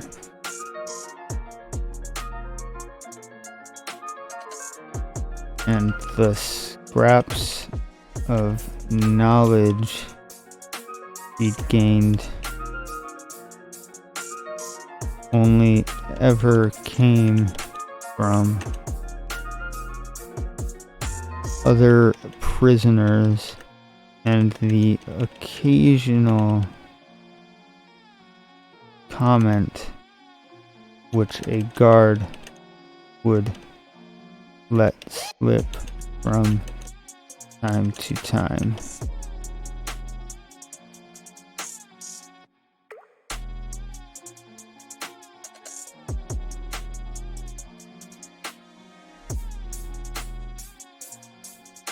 Max had grown proficient in befriending the guard.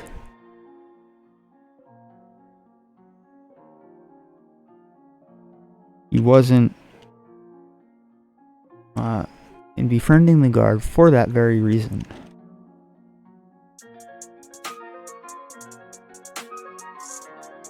He wasn't quite sure why it would be any different topside.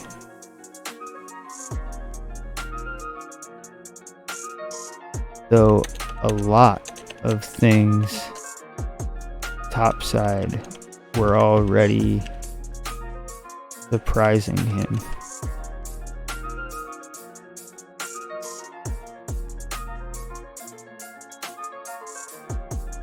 For one, the sun was a lot hotter than he remembered it being. The warmth of it on his skin was like the warmth of it on his skin when Adi had opened the window this morning. Oof. Alright, I'm liking Maximilian as a viewpoint character a lot. I really like this. I'm enjoying writing him very much. I think he's gonna make it as a mainstay, and that means there's gonna be other viewpoints, which is cool. I enjoy having many characters. It's immediately going to make this a longer book, though. Like, this has suddenly become a book that's way longer than 50,000 words, just because of me doing this and deciding I'll probably do it moving forward. For one, the sun was a lot hotter than he remembered it being. The warmth of it on his skin when Adi had opened the window this morning was like what? I suppose I could make it a shorter book still if the side characters don't often get viewpoints. Anyway, the warmth of it on his skin when Adi had opened the window this morning was like nothing he'd ever experienced.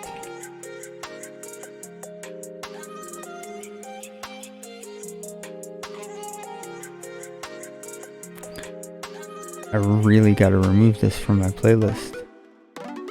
Hate that song. Alright. Back to it. Was like nothing he'd ever experienced.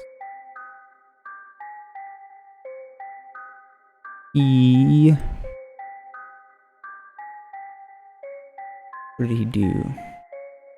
Oh, I know. There was something I really wanted to put down and I forgot it immediately. He wanted to experience more things he'd been missing out on. So Max, as I'm realizing now, Max is going to be like the beacon of hope for this entire book. He's going to be the guy who realizes how good life is while everyone's freaking out about the terrible mess that's happening everywhere. Yeah. So that's that. And that'll be because he was the longest imprisoned there. He was imprisoned in the factory for, like, essentially since he was, like, a toddler. They discovered his magic really early. So that makes him, like, so used to it that he basically was able to find happiness being imprisoned there. That's the way I see it. Like, he was able to make himself content with his lot in life, and now that he's escaped, he is suddenly like, wow, this is how much better shit can be. And he's still in, like, a mess. Like, he's hiding out and all this crazy shit. He's being chased, but he's like, holy crap, I can move further than 10 feet whenever I want to, even though I don't have legs. Like, I am free to crawl myself out that door. So that's going to be a really interesting thing to explore, I think. But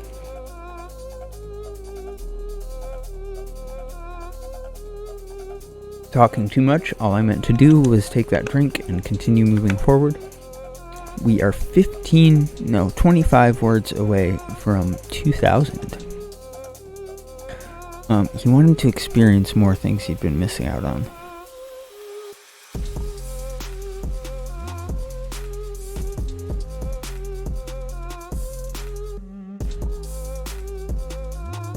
Getting rid of from his childhood. In that, I don't like it. I want it gone now. Okay. He wanted to experience more things he'd been missing out on. Dialogue coming here.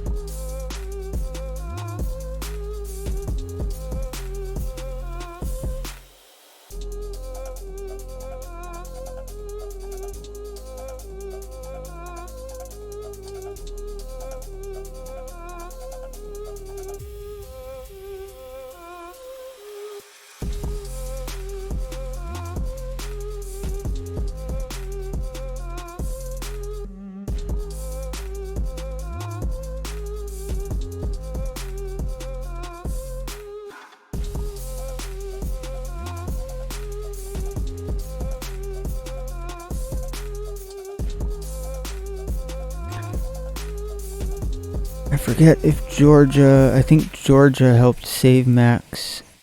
At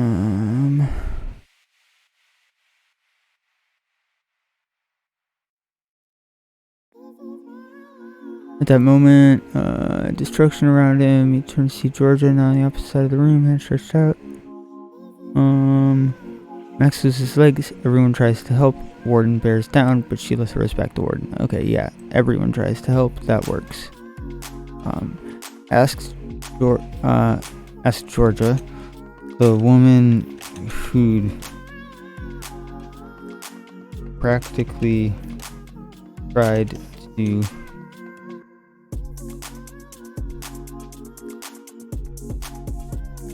make herself a human shield for Maximilian last night.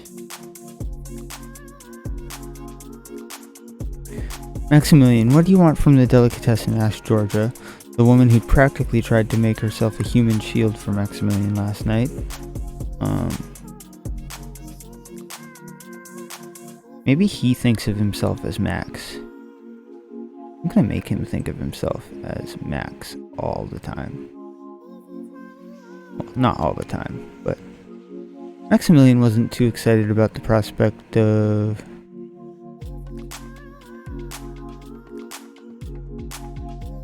anyway, I'll do that later. Maximilian, what do you want from the delicatessen? Asked Georgia. The woman who'd practically tried to make herself a human shield for Max last night. I'm stopping by there on a supply run with Sheila.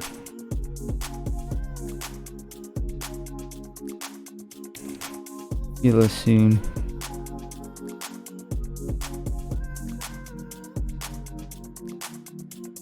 He said we all needed to try something different and share it. And share.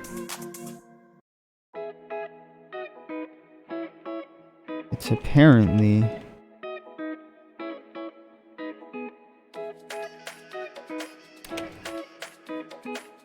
okay. Need to. I'm trying to get across the point that he doesn't know what food options are except for whatever they were fed in the prison, which was the same shit every day.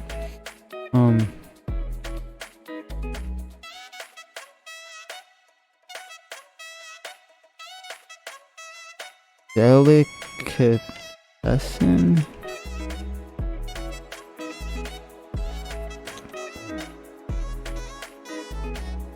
What in the hells are you talking about?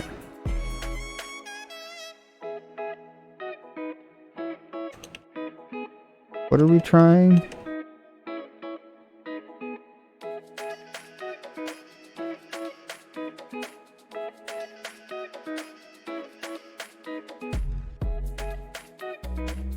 What's that word?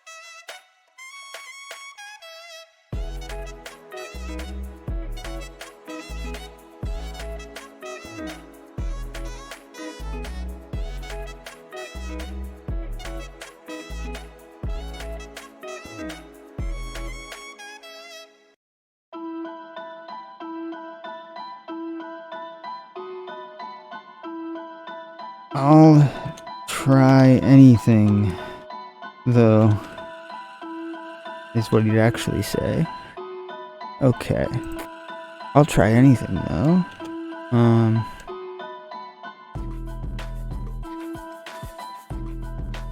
Alright. I like seeing that 2000 mark and seeing that it's only midnight. Delicatessen? What in the hells are you talking about? I'll try anything, though. Georgia laughed.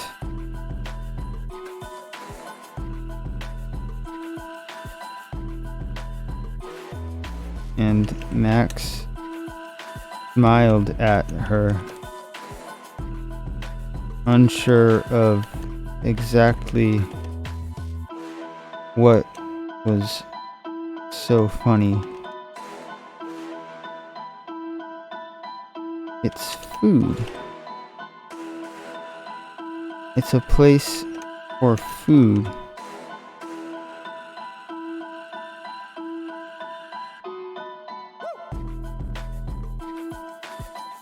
He said, "How long were you down there for?"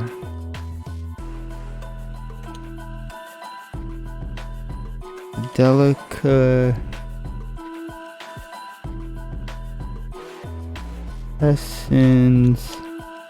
I'm having them like talk about delis, their full name every time because they're like a brand new thing.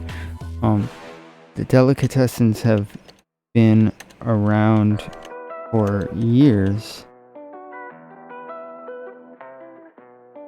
They don't have the trains yet. I don't know if they would have delis before trains. It happened with the road improvements.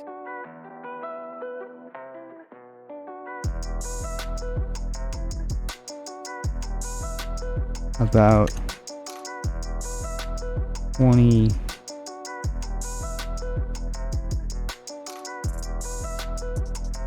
years ago.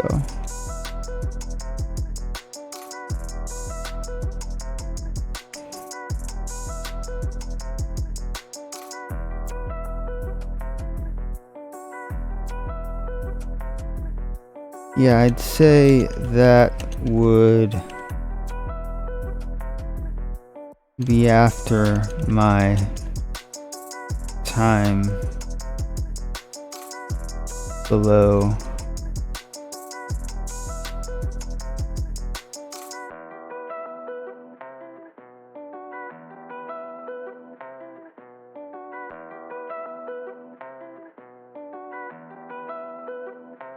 moons. It feels good to say that the factory is below us now.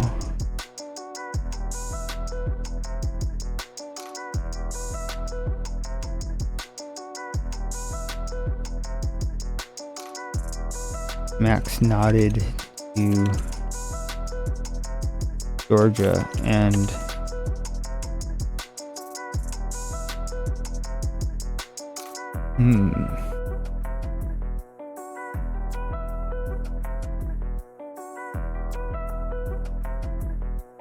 let out a sigh of relief.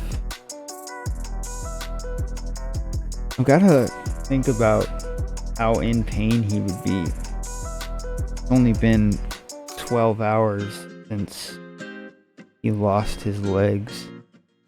That's a crazy experience. Max nodded to Georgia and let out a sigh of relief.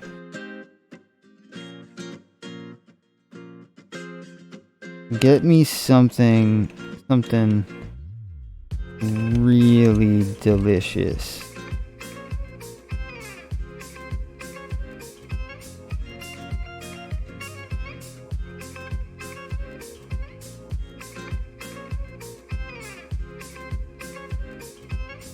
Tell that delicatessen. I wanna skew this.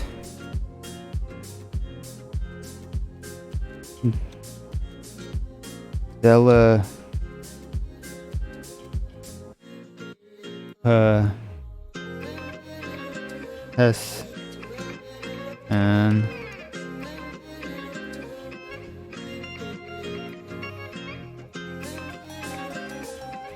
that I want their most delicious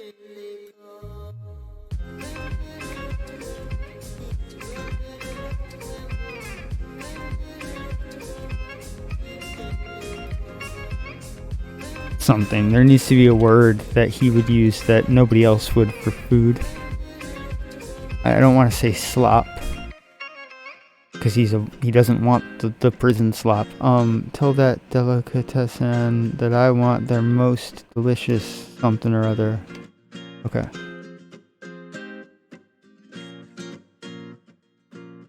He waved his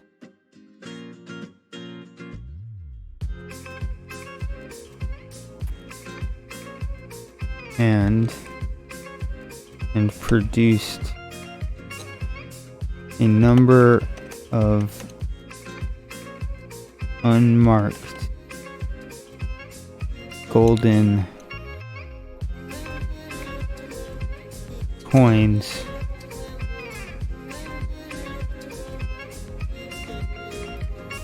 using, I forget that it's his viewpoint now. He waved his hand, he held his hand out He waved his hand out and produced a number of unmarked golden coins from the air in his palm.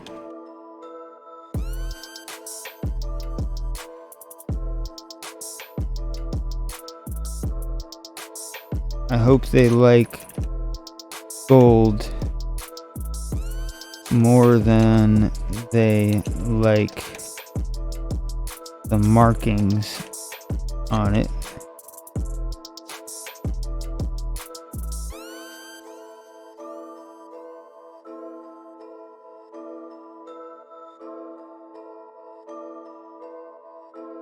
Maximilian smiled as he watched Georgia's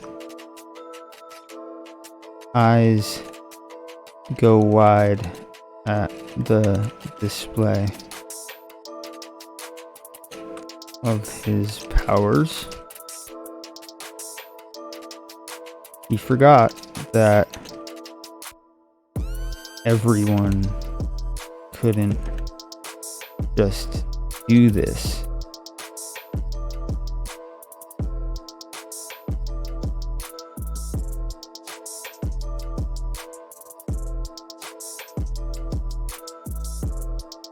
He forgot that everyone couldn't just do this. The hourglass ran out.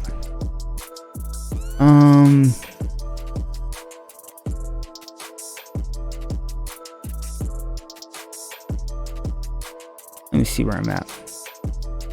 Word count. 15,238. I hope that the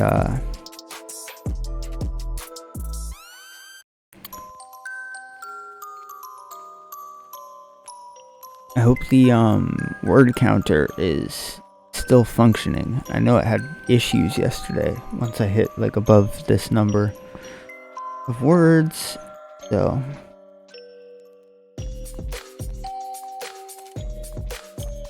seems to be functioning though. It hasn't dropped out or anything. He forgot that everyone couldn't just do this. It was strange to think that there was a whole world of people who just couldn't shift.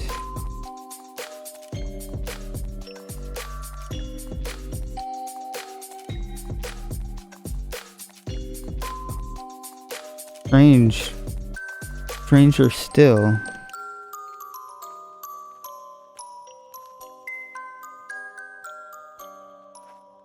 was the fact that there were people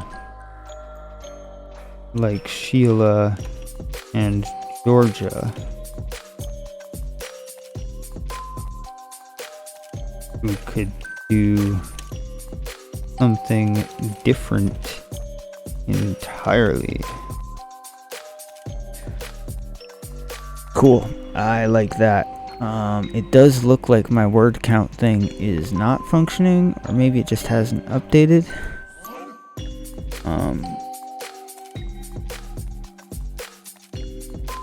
Maybe I'll have to refresh it.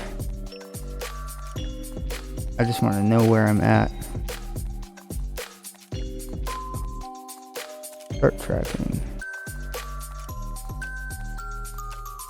2,243. Word counter can't keep up. Hell yeah.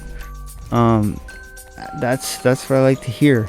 Yeah, it seems like it craps out around 2,000. We'll see. Maybe it'll start working again.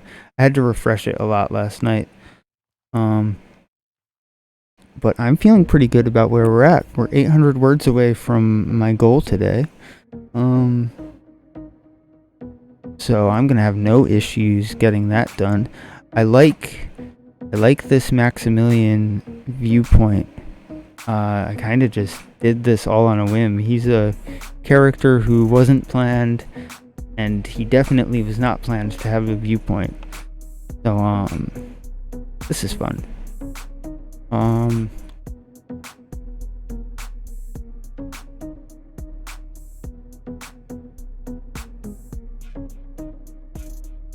enjoying making him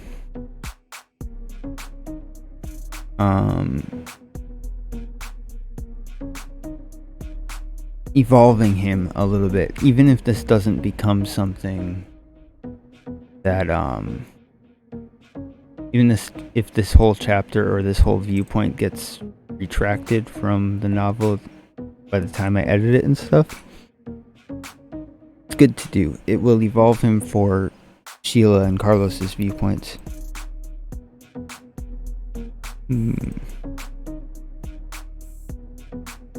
So, we've got him thinking about how strange it is that this stuff...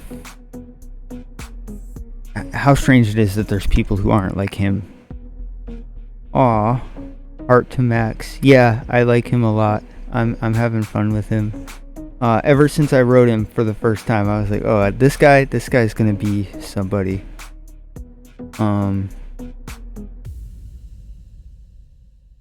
Who could do something different entirely. I need to have Georgia reply here, and then I think I'm going to do a time jump sort of a thing where they come back from their supply run, and Max and them... I want them to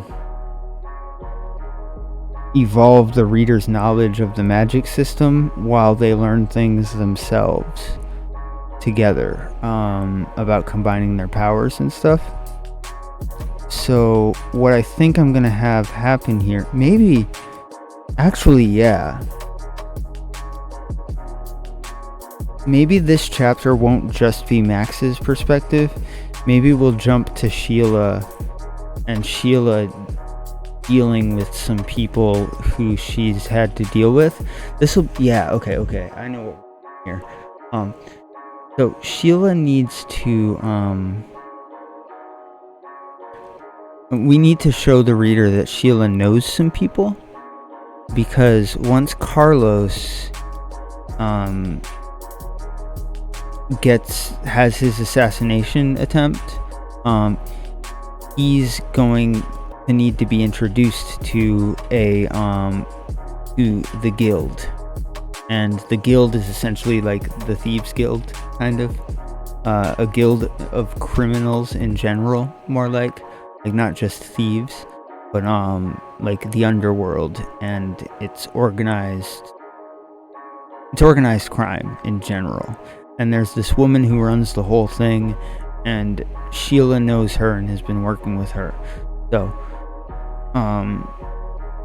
I will show Sheila dealing with some shady individuals to get access to some of the stones that give these magic users their energy, and that will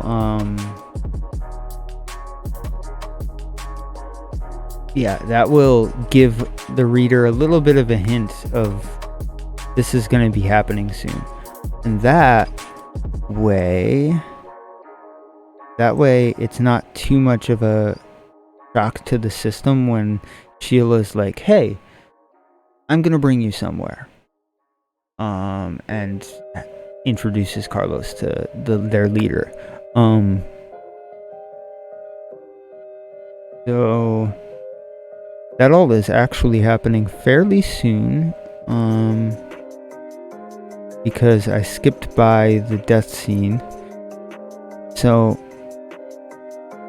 it'll be nice to set that up right here, and it'll give me a chance to give Sheila a little bit more. The main thing I was worrying about with writing a Max chapter here is that Sheila wasn't going to have enough weight as a main character towards the start, and it might get weird. Like I don't want either Carlos or Sheila to be assumed to be the main character right towards the start, so I need to give them very equal weight. because oftentimes I'll like read a book and like assume that one character is the main character and then another character is actually more of the main character as things go on. I mean, that's not necessarily a problem. It's just something that I'm trying to avoid in this book because I want them to be of equal weight in most readers' eyes, basically. A lot of times that wouldn't be important, but it just feels like it is to this book, so yeah. That's that. Maximilian's thinking about magic and Georgia needs to answer what he said. I hope they like gold more than they like the markings on it.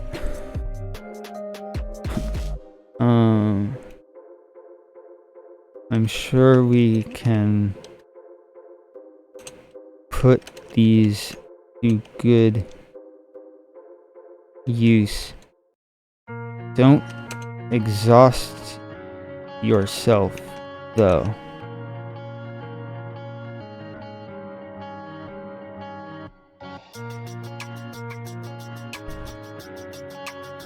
We're not out of the woods yet.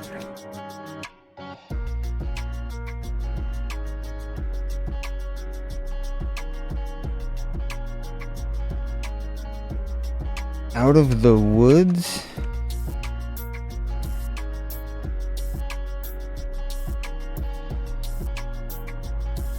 Why would you ever want to get out of the woods?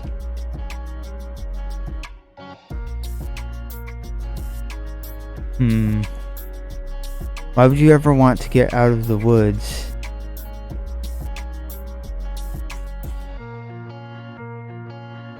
Moons, bring me to the woods right now. I don't know. Something dumb for him to say. That might be a little bit too much. But that's for editing me to decide. For now. Actually, I need to describe a little bit more from Max's perspective. Georgia chuckled.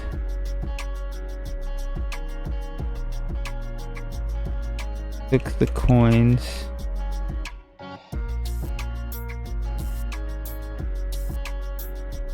From Maximilian and Georgia chuckled, took the coins from Maximilian and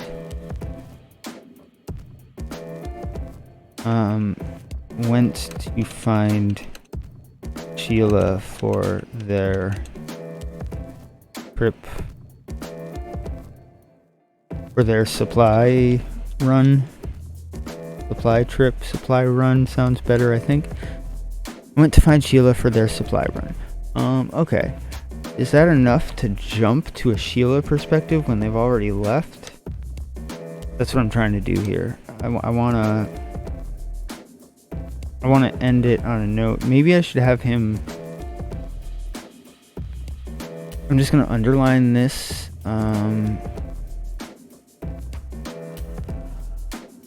Because I might have to have Sheila in the room, and that would require a bunch of editing to add her in places so that she falls into the room, and that would lead to a good transition though, so that's something I can do in the edit. I'll take a note of it just in case. Sheila may be in the room so that there can be a smoother perspective transition. I like that. Okay. So, Now,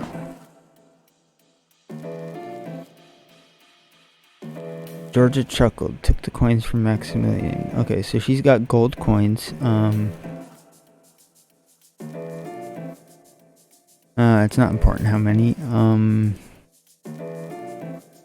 What's important is that she has them. Because she's going to give some to Sheila, and Sheila is going to use them to buy more power.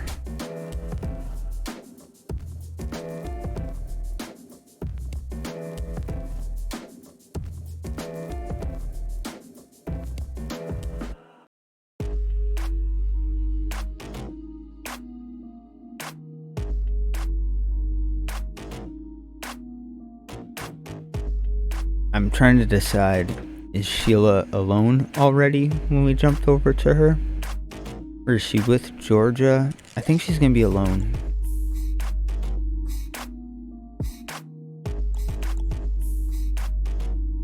Yeah. Sheila left Georgia. This is all me pantsing this too, because this wasn't anything that was outlined. She left Georgia at the delicatessen.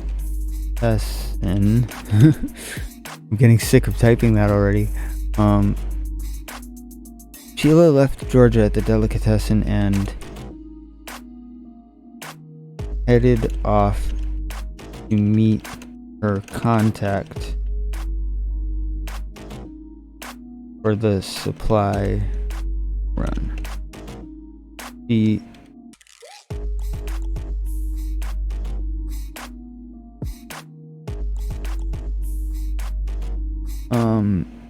They were extremely fortunate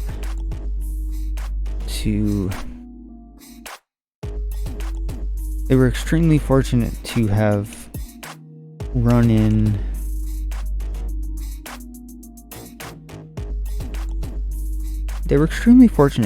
into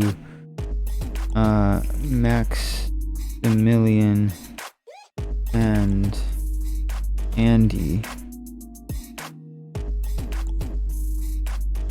These gold coins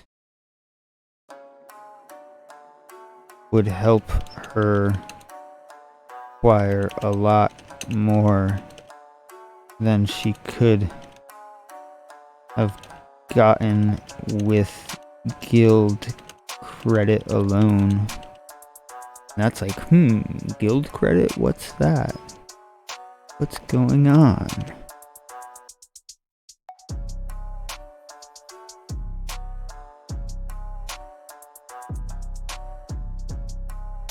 Sheila left Georgia at the delicatessen and headed off to meet her contact for the supply run. They were extremely fortunate to have run into Maximilian and Andy. These gold coins would help her acquire a lot more than she could have gotten with guild credit alone.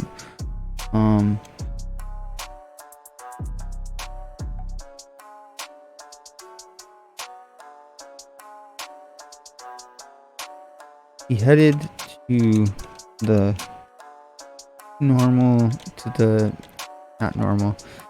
decided upon meeting place and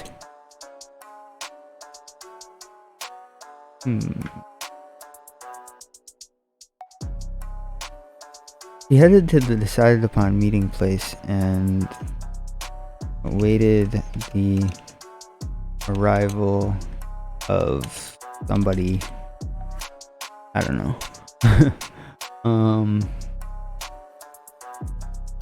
This part might become notes very quickly. I'm drawing some blanks here.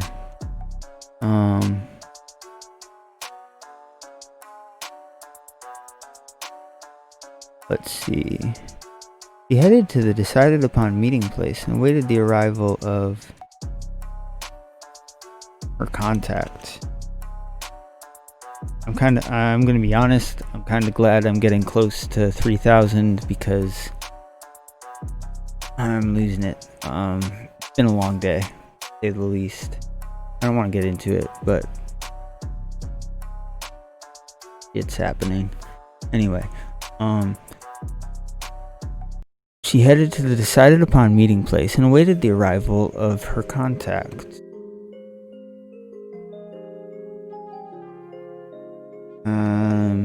Let's give him a name.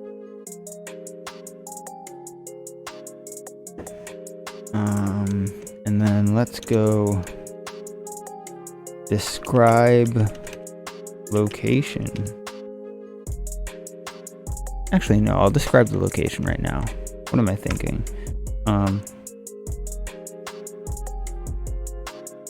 He was leaned up against a let me think. I'm envisioning it in my head, and then I'll describe it in a second. Let me just get myself situated here.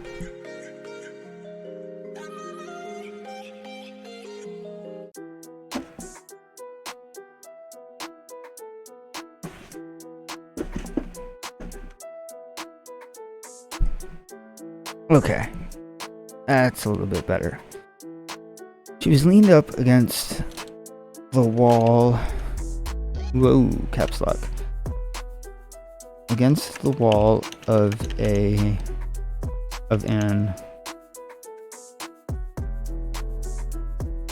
ornate building, which she assumed to be guild owned.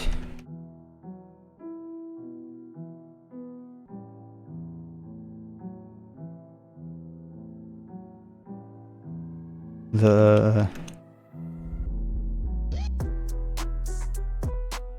building itself must have been a museum or something of the like, because the small number of patrons it was receiving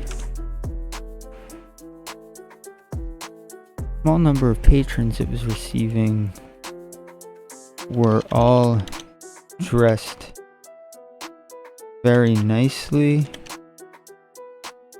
or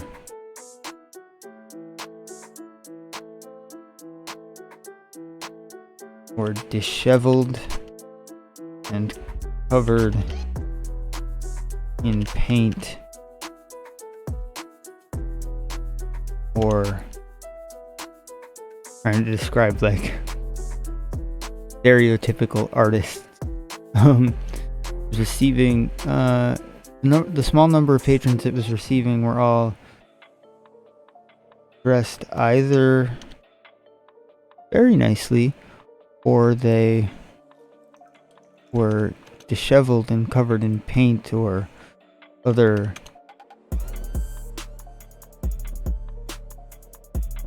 something. I don't know. That's a weird description thing. I don't know if I like it or not. He decided on later.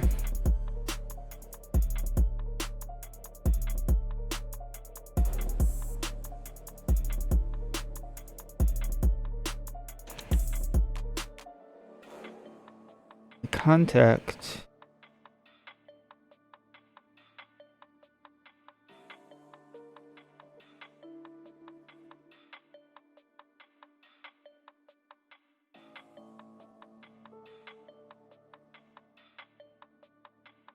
stepped out from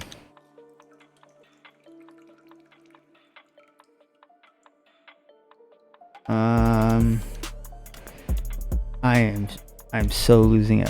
I'm glad I'm so close to the goal. Otherwise I would be like, oh shit. The contact stepped out from an unexpected space or in an unexpected way.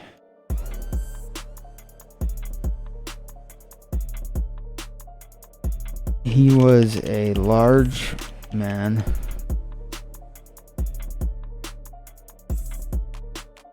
and dressed in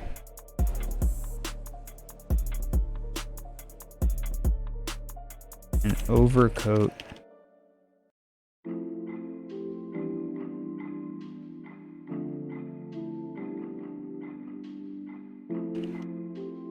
carrying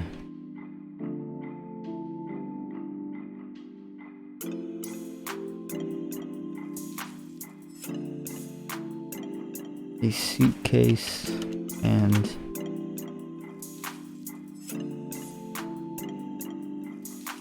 oddly enough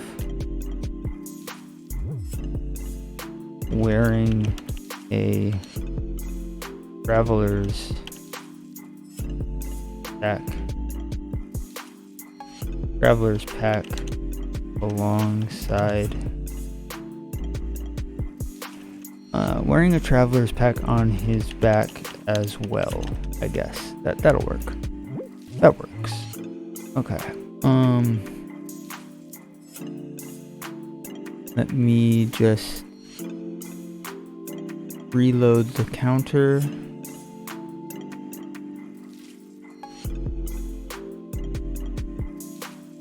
I don't know if that's right, but I'm gonna guess that it is. Just keep moving forward.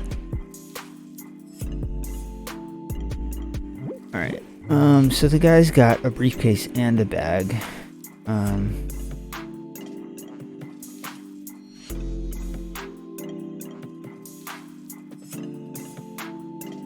He grunted at her and motioned for her to follow.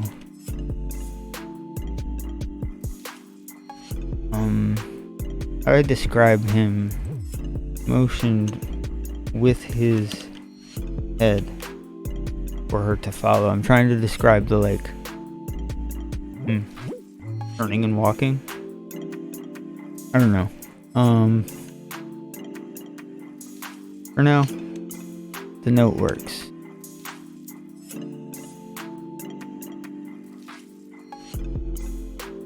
The man led her inside the building, which he now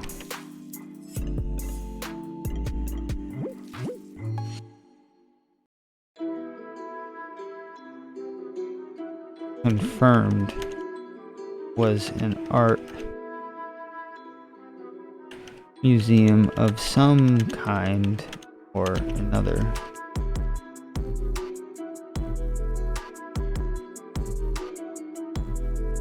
It seemed the fashions had changed since she was imprisoned, because Sheila found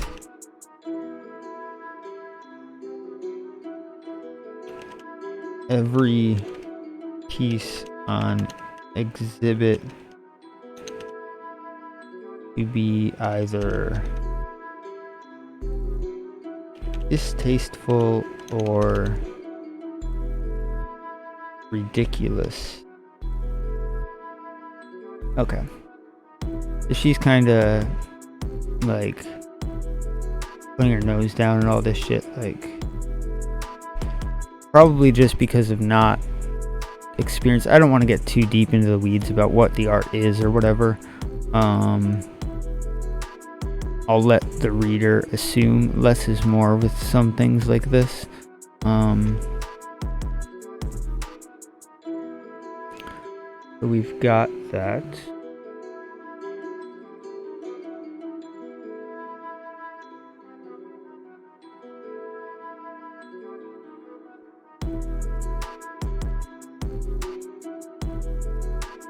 Eventually, they came to a doorway.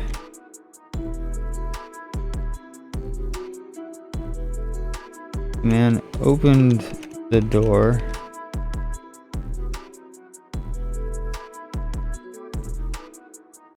motioned for Sheila to enter and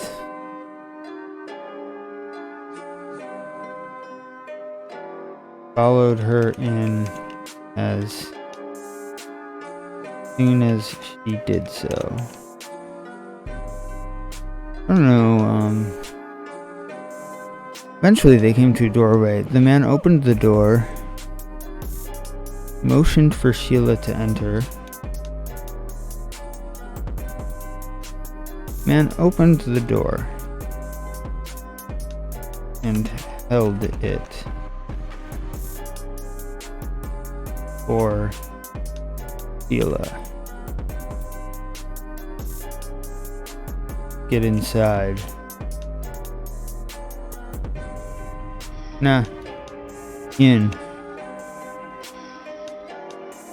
He grunted as he motioned for her to enter.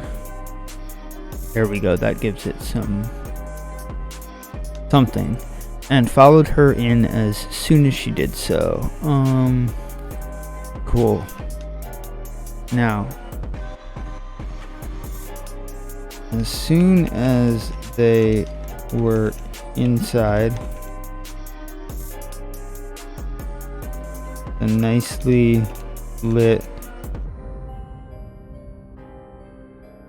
room that held naught but a table, the man laid out his pack and briefcase and began unloading their contents. Okay. This is where I have the opportunity to supply everyone. So, I'm just going to write that as a note. This is where I have the opportunity to supply everyone with cool shit. Fun. Okay. So, let me reload again. I'm gonna be 100% honest. I'm glad I set this 3,000 word goal because I am just ready to quit for the day, and I'm so brain dead right now. I don't know what's wrong with me, honestly. So I'm just glad to be at so close, 400 words away. For now though,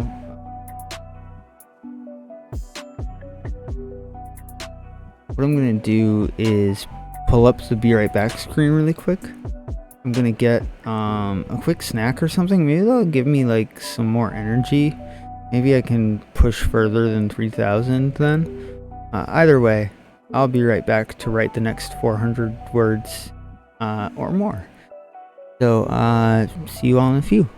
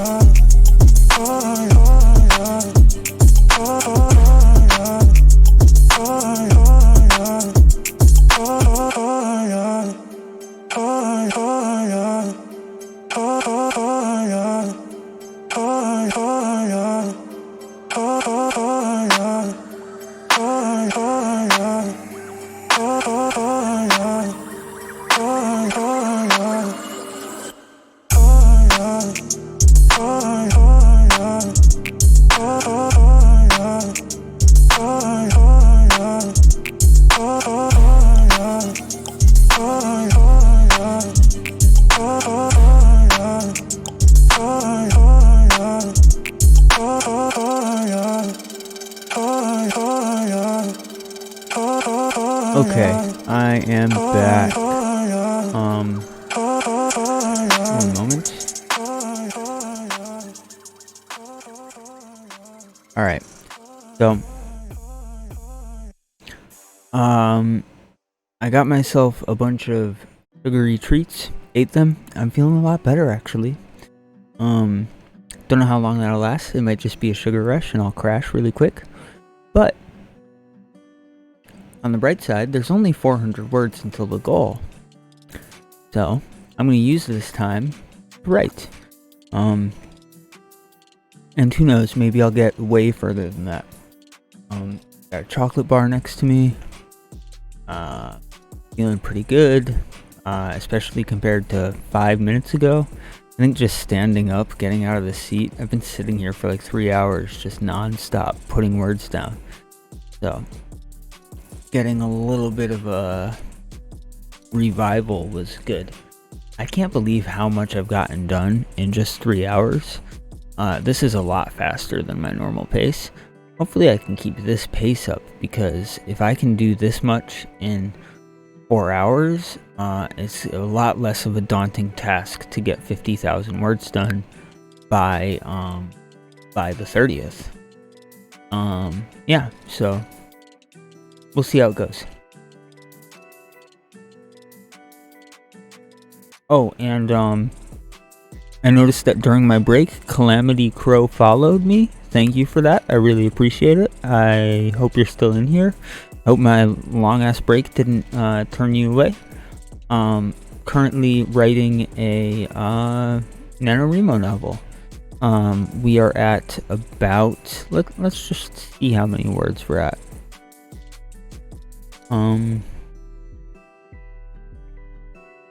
We're about 15,000 of almost 16,000. It will be by the end of the night, 16,000 words. Into a 50,000 word manuscript that I want to have finished by the 30th. So that's what we're doing.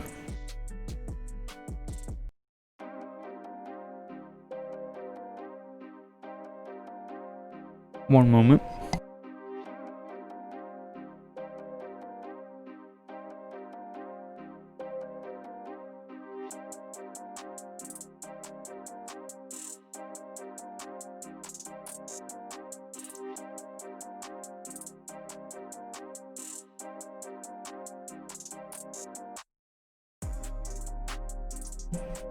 Sorry, I was just checking some notes I have. I'm I'm not sure it's in the notebooks that I wanted, but yeah, I don't know if I have them anywhere nearby. It's not too important, because I think I'm gonna skip most of this laying out stuff scene for editing, and for later, like, this gives me an opportunity to give somebody something if they really need it in a situation, and then go back and explain how they got it and show it being used. So, like, if Sheila really needs a lantern, for instance, this is the prime opportunity for her to buy like a hooded lantern and talk about that for a little bit in different places, so that when she needs it, she's always had it. That sort of stuff. So I'm just gonna leave that, like, write out the strange and interesting stuff he has, and have Sheila pick and choose. This is also the supplier for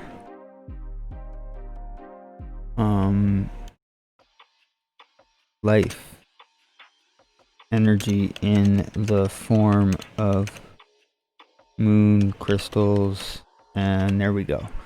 Now they can use their magic, and they've got stuff that they might need in the future all ready to go. And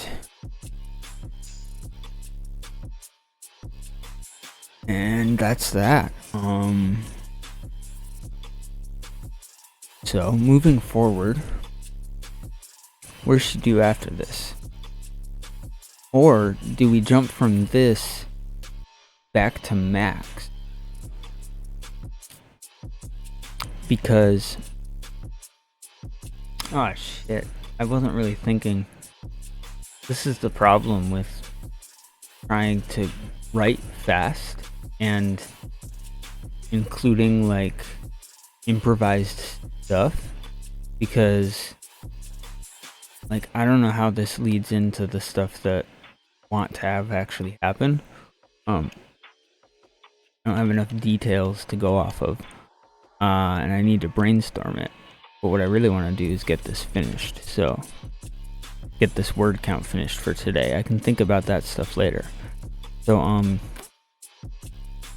I'm just gonna jump ahead to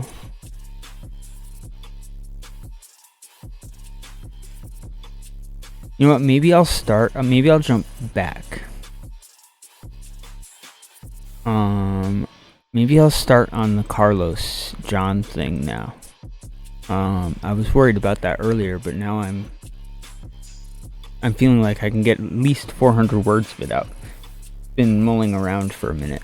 Let me grab a little piece of chocolate, and then I think I'm gonna start a sprint on the John Carlos scene where they are attacked by the Kinblades.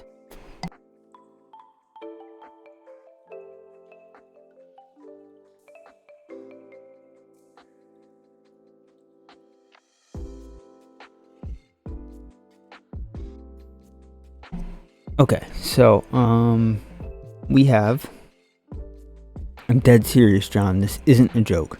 I know how unbelievable parts are, but the thing is, I went to the watch captain and he practically turned these away after seeing them. Carlos slid the blueprint and registry over the table to John, who flipped the papers open and read through them carefully.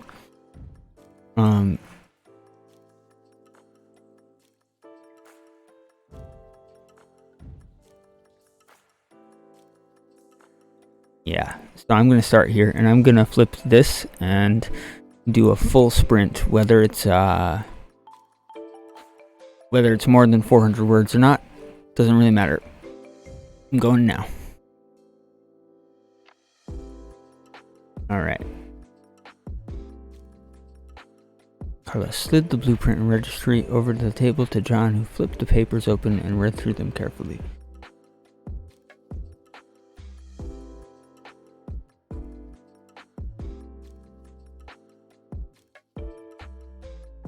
At the very least, you should see that they're hiding something here.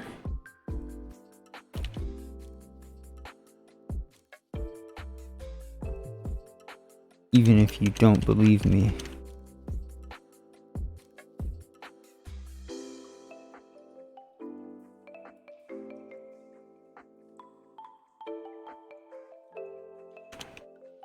And I'm telling you, John,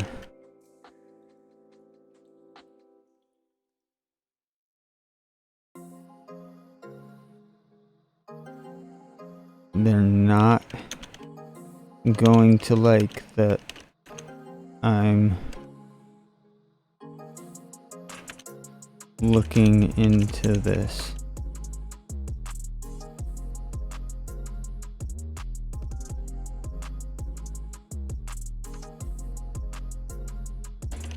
You can back out now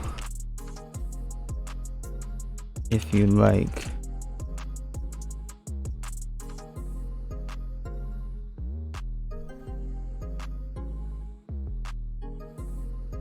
It would be less dangerous that way.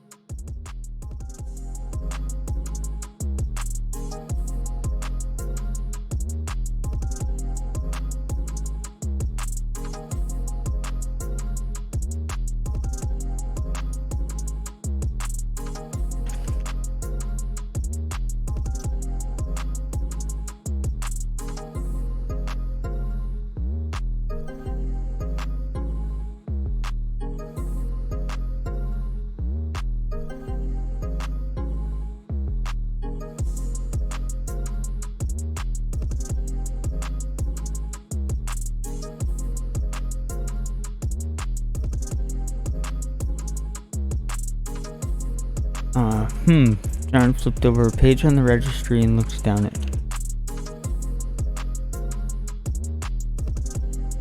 You've got a point.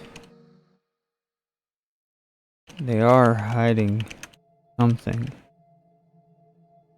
in this factory.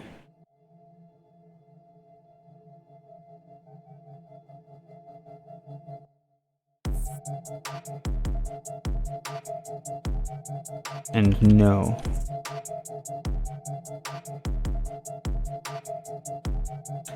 It's not safe for you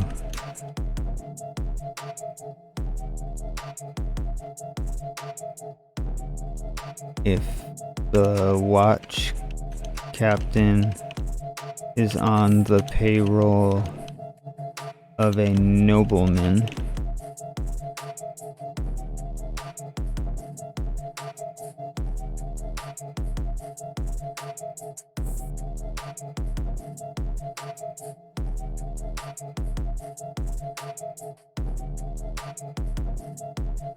You can hold on. This might need more, so I'm gonna add more.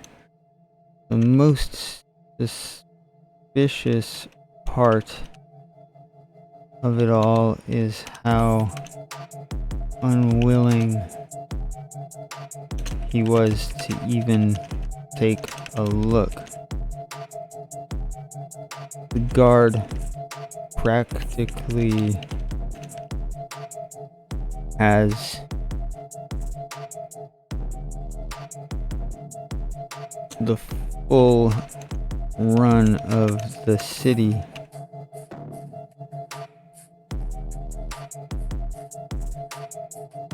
bears, except for when the kin blades are concerned.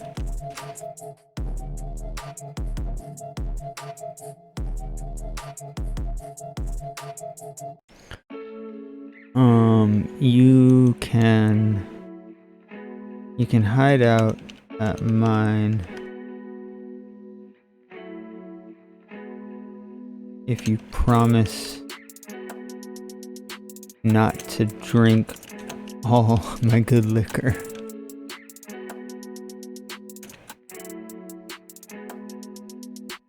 Cause this guy's still like a silly motherfucker. Okay.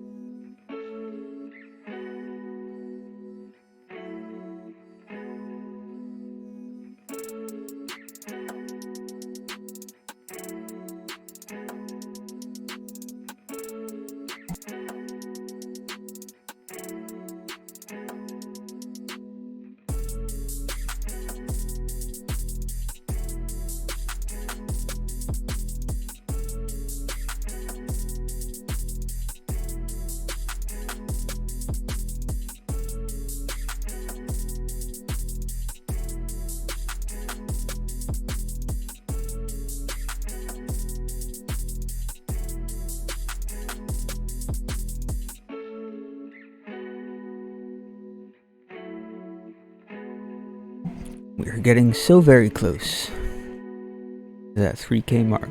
Okay. So Carlos and John return to John's home and are followed by the two men from post 4. So obviously I'm not describing that they're followed.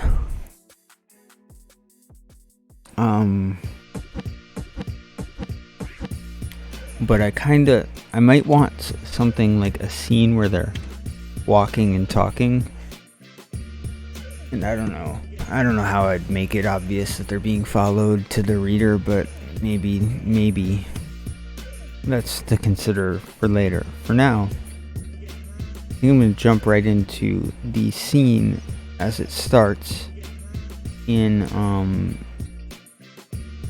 John's home. So, Carlos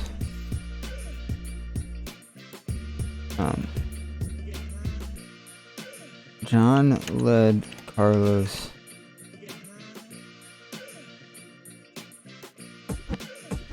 through the busy streets of the market district until they reached his home. It was a beautiful sight compared to the hovel that Carlos called. He doesn't live in a hovel. Compared to the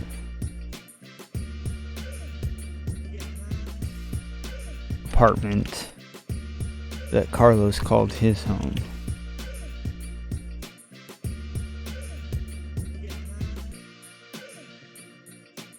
The building was 2 stories tall,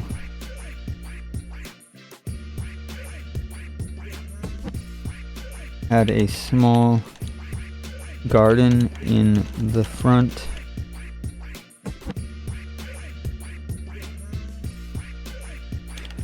and walls made of clay and painted plaster.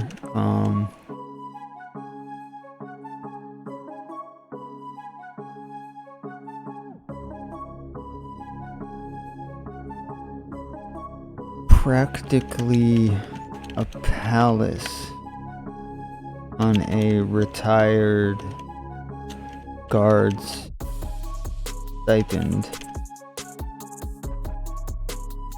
Though Carlos knew that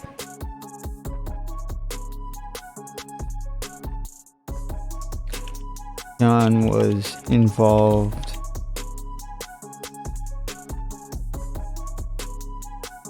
with quite a number of business ventures outside. What I'm really trying to do here is set this guy up to be an important character in the future, so that it's shocking when he's just stabbed in the back. Like I want the reader to think like, oh, this is gonna be like a person who he finds a solution from eventually, and he's gonna fund their operation or something. Like, what's happening here? And then the guy's just gonna die. I want to make a note of that, actually. Involved with quite a number of business ventures. Set up John to be a mainstay character right before killing him. And that'll be kind of interesting. It'll be like it'll add a little bit of shock value to it. Like it won't be what someone expects if I set it up that he's gonna be important. And who knows, down the line he could become important somewhere else even though he's dead. Like,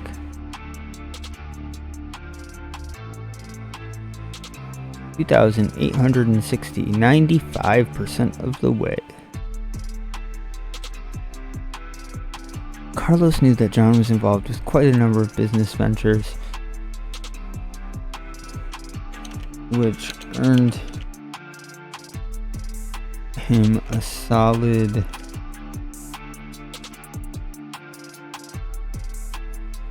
amount past his salary from the guard. Whatever. Continuing forward.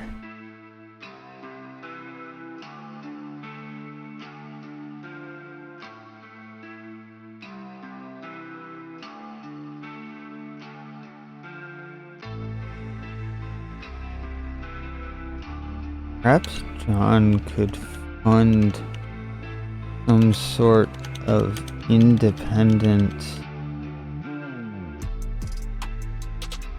movement to help free these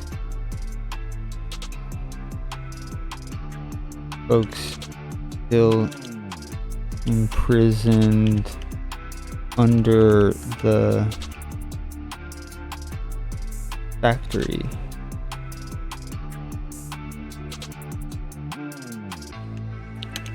Carlos hadn't thought of it until now.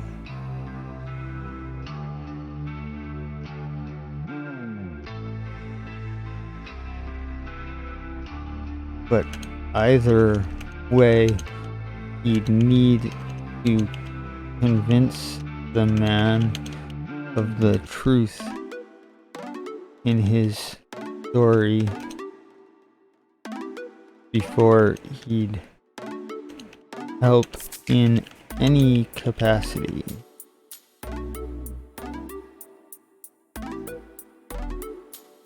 Okay. I'm refreshing this so much. I just want to hit that 3,000 mark. Ooh. 81 words away. Here we go. Carlos hadn't thought of it until now. But either way, he'd need to convince the man. Either way, he needed to convince the man of the truth in his story before he'd help in any capacity. What are you doing, Carlos? What are you doing? I was right about the sugar rush. It just covered some tiredness that I am definitely experiencing.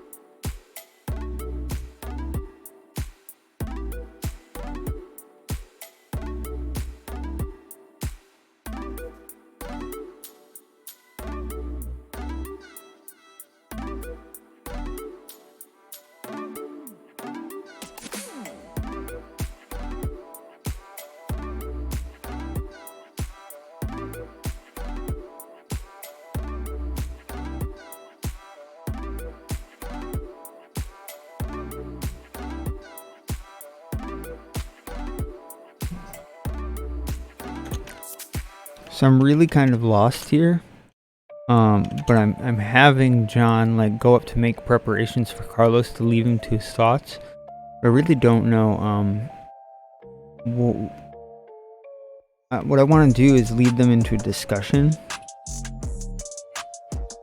that will make them argue, because what I kind of want to have happen is they're in heated arguments. They're not paying attention to what's going on around them, and that's when John gets shanked in the back. And the two went inside the building, and John made preparations for Carlos, leaving him to his thoughts. So like, this is gonna be a short thing where Carlos thinks about how to convince John of the truth of what he's saying.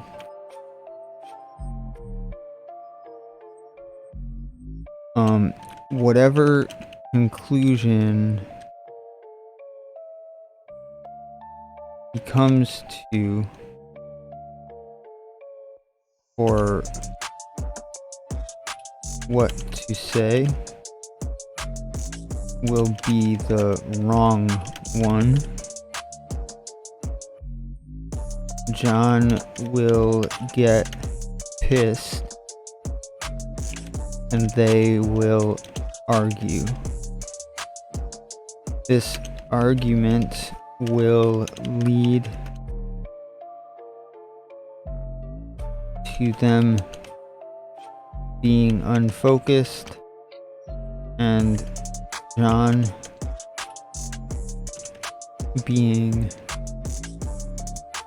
stabbed in the back by a Kinblade assassin while Carlos has to fight for his life and run.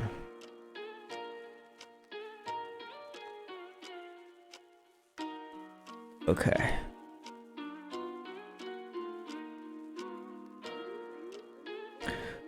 Writing it out because it can't write it out. I don't know, that doesn't make any sense, but I think we might be at the 3,000 word mark.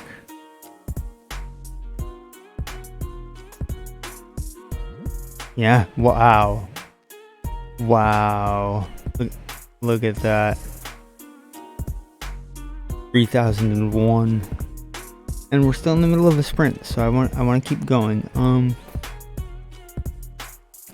So Carlos thinks about how to convince John of the truth of what he's saying. Whatever conclusion he comes to for what to say will be the wrong one.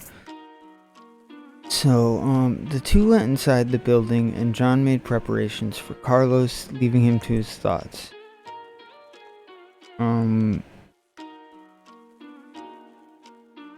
How should I go about...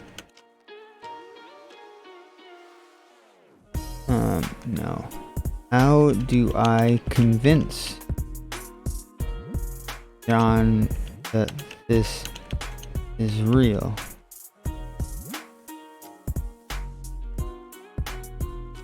I need to introduce him to Maximilian or Sheila so they could show him.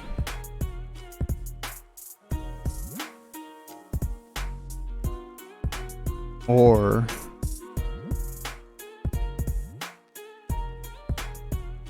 what? Oh, this is... I mean, I'm glad I hit the goal because there's so much I have to consider now. Like, what's he gonna say to piss off John? Right now, John has been very, like, open, you know? He doesn't believe everything Carlos is saying, but he's like, well, the guard might be after you. He's like actually concerned. He's concerned in two ways, though. Here's the thing. He's concerned that the guard might actually be after Carlos, but he's also concerned that something's wrong with Carlos. So maybe Carlos will say something that sounds even more crazy, thinking like this will show him. This will show him 100%. I'll take you to my friend, and we'll do this, and it'll be good. And that might draw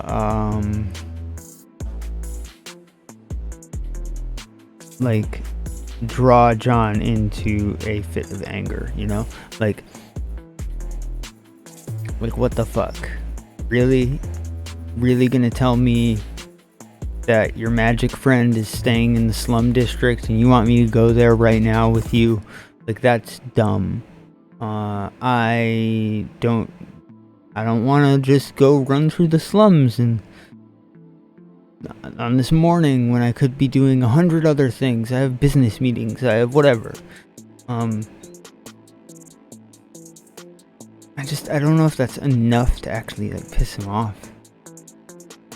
But Carlos could get pissed off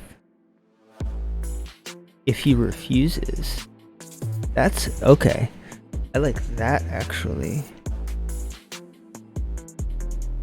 I'd need to introduce him to Maximilian and Sheila so they could show him. Maybe he'll come with me to their hideout.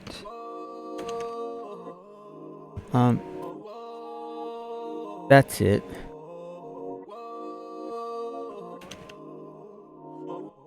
Maybe he'll come with me to their hideout today, and they can show him that this is really happening. I know John. Once he sees it with his own eyes, he'd do anything he could to help these people. Okay, this is good, because he's not wrong. Like, the second this guy believes him, he would help them out. He would fund them, he would do whatever he could, whatever was within his power. But he's not gonna be able to because he's gonna die.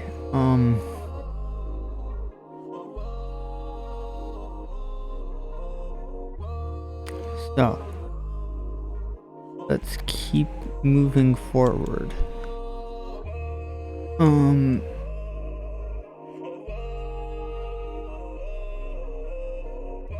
John eventually returned from upstairs. John eventually returned from upstairs.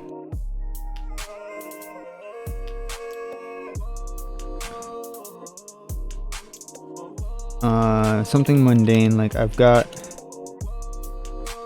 the guest room prepared for you whenever you need it. It's still early though.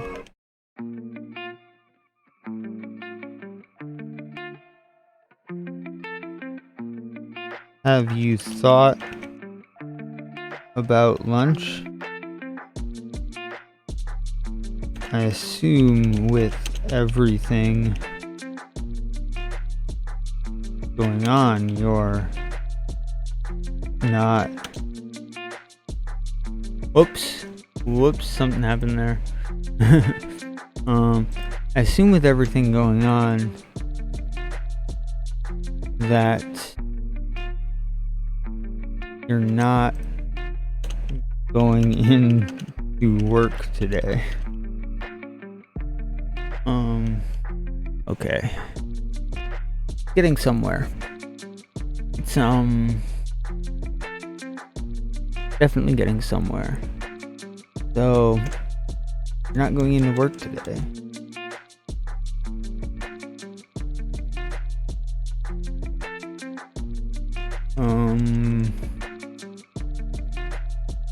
Carlos nodded.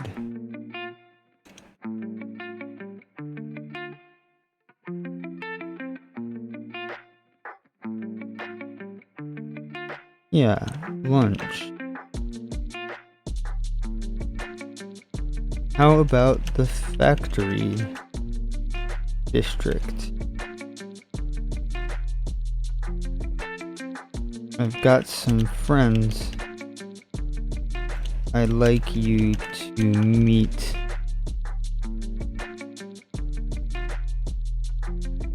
Okay.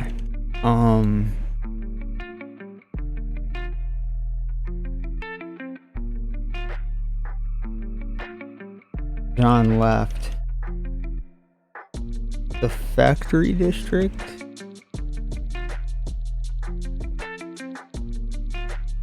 For lunch? Sorry, Carlos, but we can do better than that.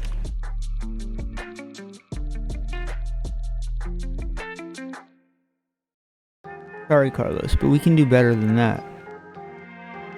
I have some meetings in the afternoon. I absolutely can't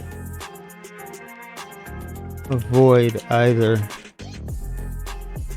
It would take too long to get back from a lunch in the I wanna introduce a term for the factory district. In the term used for factory district by nobles. Okay.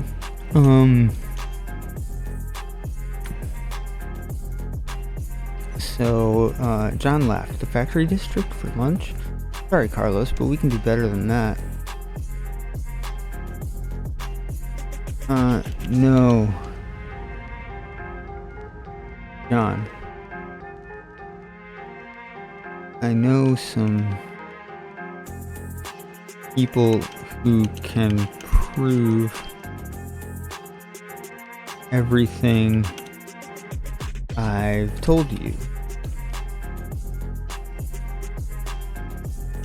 I'd like you to meet them today. So this is like twofold. This is interesting in like a threefold way, I think, because Carlos is now getting this guy involved.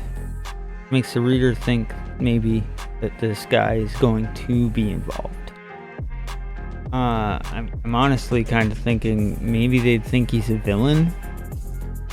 I'm a little bit worried that they'll think he's a villain, but it works if they think he's a villain too. As long as they think he's gonna be around. On top of that,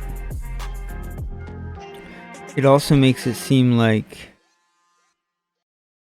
he's going to do something, and it's like, what the hell they're arguing about? Like, why is he so hard to convince? You have to be careful about the argument. Sorry, I'm all over the place, but I have to be careful that the argument doesn't seem like Carlos is losing it. I want Carlos to be winning the argument, so he's like convincing John to get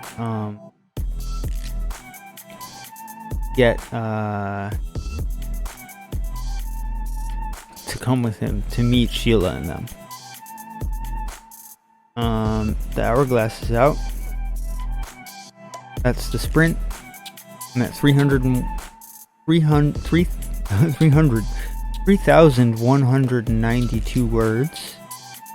I think, honestly, I think that's where I'm going to call it for the night. I'm just out of it. It's not like I have no clue. Maybe I'm so tired because of how much I got done in such a short amount of time. Like, I'm honestly surprised with myself right now. But I don't know why it jumped 70%. This thing is glitchy as all hell. There we go. 105% here. Anyway. That's the words. I'm gonna update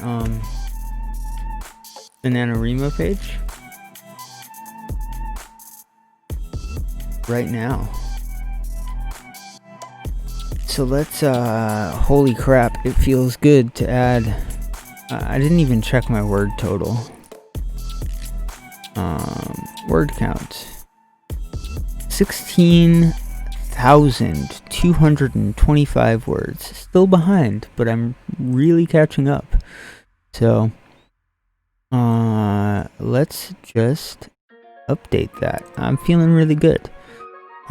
When did I start? I started 3 hours and 50 minutes ago, which would be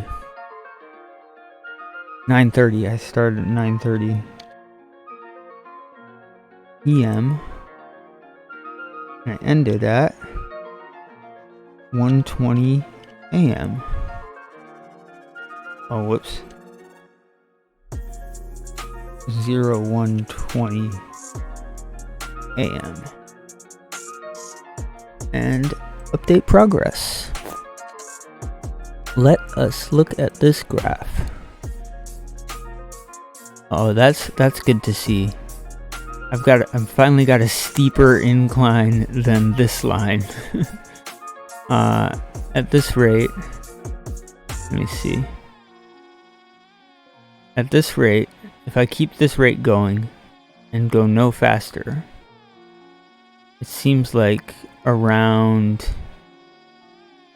the 28th, I would be hitting 46,000, and then I would go above 50 probably the day after or something.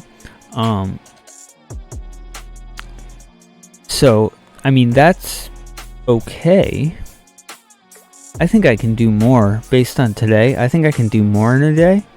And I think if I just force myself to never do less than 3,000 every day from this point, I think I'll get it.